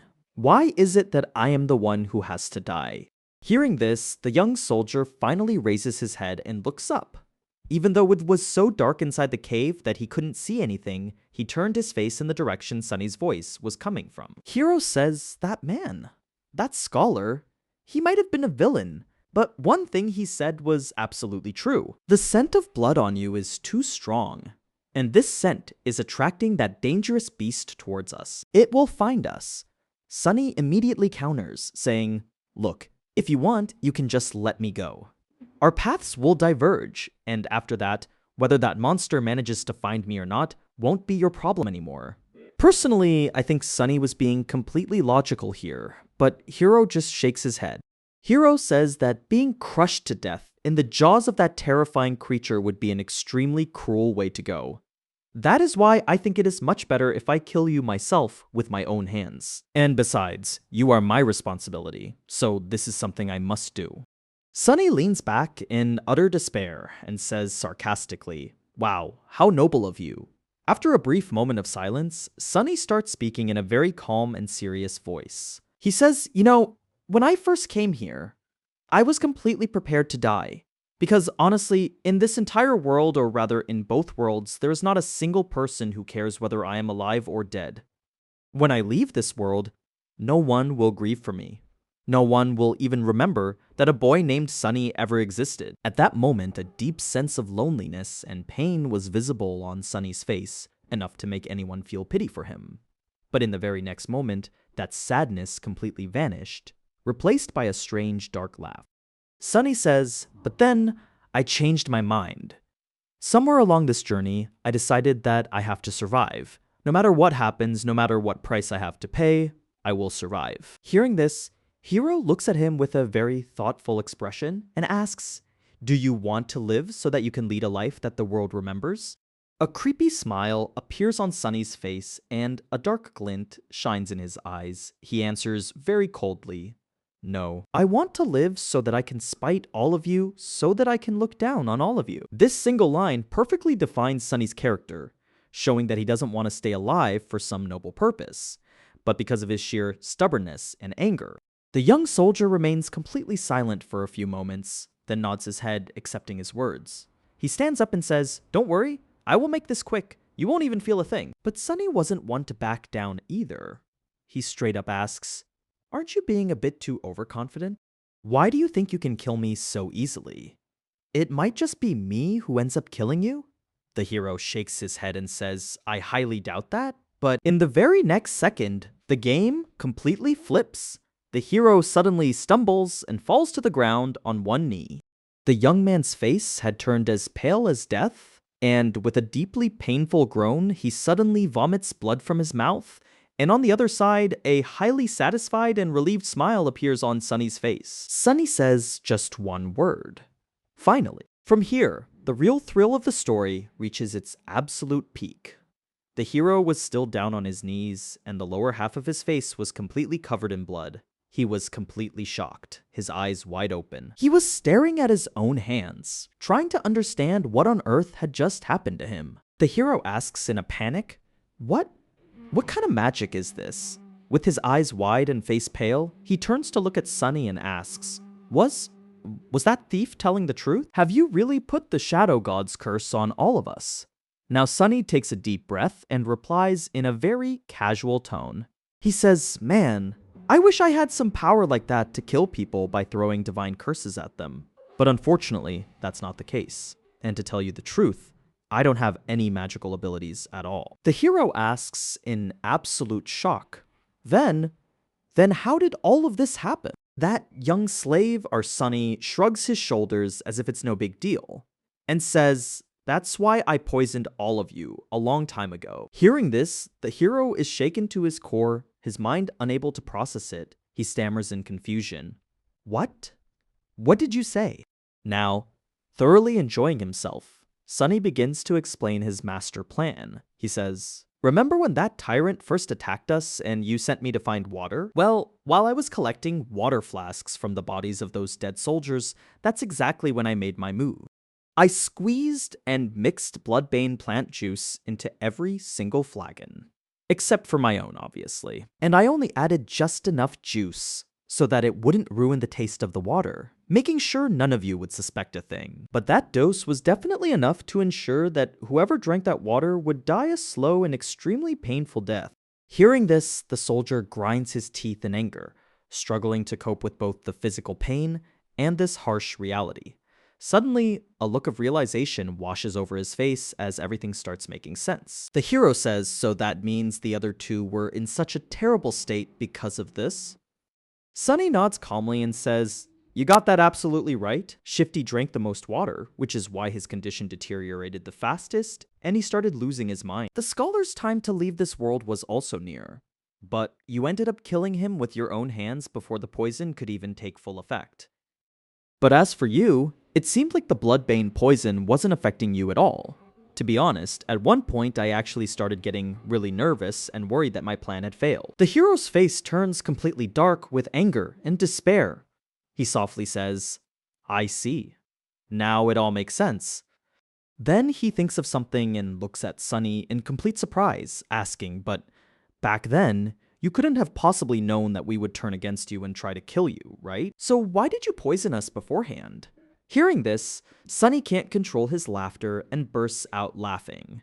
He says, oh please, come on, that was completely obvious. Shifty was such a vile person that he would murder someone just for a pair of shoes. And that scholar, he was a cunning wolf disguised in sheep's clothing. Sunny further explains, look, people are incredibly selfish and cruel even under normal circumstances. So should I have foolishly believed that when death was staring them in the face, they wouldn't do something terrible to me? I just kept my backup plan ready. A little more blood spills from the hero's mouth, and coughing, he asks, so then, what were your thoughts about me? I was helping you, wasn't I? Sunny looks at him, and a strong expression of disgust and hatred appears on his face. He says, you are the absolute worst and most despicable person among them all. The hero asks in shock, why is that? What did I do? Sunny looks straight into his eyes and leans forward a bit. Now, all the playfulness and casual tone had vanished from Sunny's voice, and he had become completely serious. He says, I may not have learned much in this short life of mine, but there is one thing I know very well. Now, only a cold and harsh expression could be seen on Sunny's face. He spat out his words as if speaking a very bitter truth. In this world, there can be no one more pathetic than a slave who begins to trust their own master. Man, I personally found this dialogue so hard-hitting because it reveals Sunny's entire psychology and how he views the world. Hearing these words, the hero's pride shatters and he bows his head. In a very low voice, he says, I see, I understand, but then... Suddenly, something happens that Sunny had absolutely not expected. The hero starts laughing. He laughs while coughing and says, You really are a very wicked and cunning little devil, aren't you? Sunny rolls his eyes, feeling a bit irritated, and says, look, at least don't be rude while you're dying. But the hero wasn't even listening to him, lost in his own thoughts. He says, good, this is actually great. Now at least my conscience will be completely clear, and I won't feel any guilt about killing you. Hearing this, the young slave, Sunny, sighs in deep irritation. He says, what on earth are you muttering to yourself, man? Just die quietly already. But guys, the twist that comes from here is absolutely mind-blowing. The hero lets out a soft chuckle and suddenly starts staring at Sunny, as if looking right through his soul. And the strangest thing was that he didn't even look as sick and weak now as he did just a few seconds ago. With absolute confidence, the hero says, you see, your poison plan would have worked perfectly if I were just a normal human. But alas, I'm lucky that my soul core was awakened a long time ago. I have killed countless enemies so far and absorbed their power into myself. So this bloodbane poison of yours might make me a little uncomfortable, but it can never kill me. Now, as soon as the word awakened falls on Sunny's ears, alarm bells start ringing in his mind. He thinks to himself, crap, the whole game has completely turned against me. Without wasting a single second, Sunny immediately turns around and tries to run away to save his life. But unfortunately, by then, it was already too late. Suddenly, something incredibly heavy slams hard into his back. Because of that impact, Sunny's body is sent flying through the air, crashing straight into the stone wall. A loud scream escapes his mouth as he feels a sharp, agonizing pain on his left side. He somehow rolls out of the cave, clutching his chest tightly, He was in terrible shape from the pain, but he knew that if he stayed here, he would definitely be killed. He quickly struggles to get to his feet and starts running to escape through that narrow crevice. Somehow, gathering his courage, he manages to reach that old path. Upon reaching there, he finally sees the stars shining in the night sky and a pale moon. But his freedom ended right there, because he couldn't go any further. Suddenly, a very cold and terrifying voice comes from right behind him, saying, "Stop." Hearing this voice, Sunny freezes right in his tracks, as if someone had frozen him. Reality hits him that if the hero's soul core is truly awakened, there is absolutely no chance of escaping him. And when it came to a fight, Sunny had a 0% chance of winning. From behind, the hero speaks again, "Turn around, face me." That young slave turns around like an obedient child and raises both hands in surrender. He looks at the hero, who was wiping the blood off his face with intense anger in his eyes for Sunny. They both keep staring at each other, their bodies shivering in that deadly cold. The hero asks, "Was there any point to doing all this?" "Well, no matter. Despite all this, I will keep my promise and give you a quick death." Saying this, the soldier draws his sharp-edged sword from its sheath and asks Sunny, "Do you have any last words? Is there anything you want to say before you die?" But Sunny doesn't answer this time, he remains completely silent. However, just then, a very small, beautiful silver bell suddenly appears in Sunny's hand. This is the exact same bell he had found earlier, and seeing it, the hero's brow furrows. Confused, the hero asks him, "Where on earth were you hiding this thing?" But instead of answering him, Sunny simply rings the bell. Ding, ding, ding. A beautiful and crystal clear ringing sound comes from the bell, echoing across the entire quiet mountain. That sound pierces through the silence of the night, turning into a magical melody. The hero completely panics and yells, "What are you doing? Stop it!" And strangely enough, the young slave actually stops immediately. He had stopped ringing the bell. The hero, flustered, asks, "What was that?" But right then, right before his astonished eyes, the silver bell vanishes into thin air, as if it was never even there. The hero glares at Sunny, his mind completely blank, and he was now highly suspicious of him. He screams, "Tell me, what did you just do?" But Sunny doesn't answer. In fact, ever since he ran out of that cave, he hadn't uttered a single word. And if you had noticed closely, you would have realized that at this moment, Sunny wasn't even breathing. He had completely held his breath, as if trying to hide from something terrifying. But on the other hand, our hero was still talking continuously. He yells angrily, "Tell me right now, or you will regret this deeply. Why aren't you saying anything?" That trembling boy, our Sunny, was just staring at him continuously, completely still and silent. No. Wait, he wasn't staring at the hero. Sunny was actually staring at the thick, terrifying darkness spreading right behind the hero. Seeing this, the hero's eyes widen in shock. He finally begins to realize that there is something behind him. And flustered, he can only manage to say, "What?" And guys, on this absolute peak of suspense and terrifying cliffhanger, this chapter comes to an end. Now think about it. That bell was actually meant to summon the Mountain King, who is drawn to sound, and Sunny held his breath so the monster would only notice the hero. Seeing this mastermind move was absolutely mind-blowing. Now, in the next chapter, we will have to see what kind of brutal fate awaits the hero at the hands of this monster, and how Sunny manages to escape from there.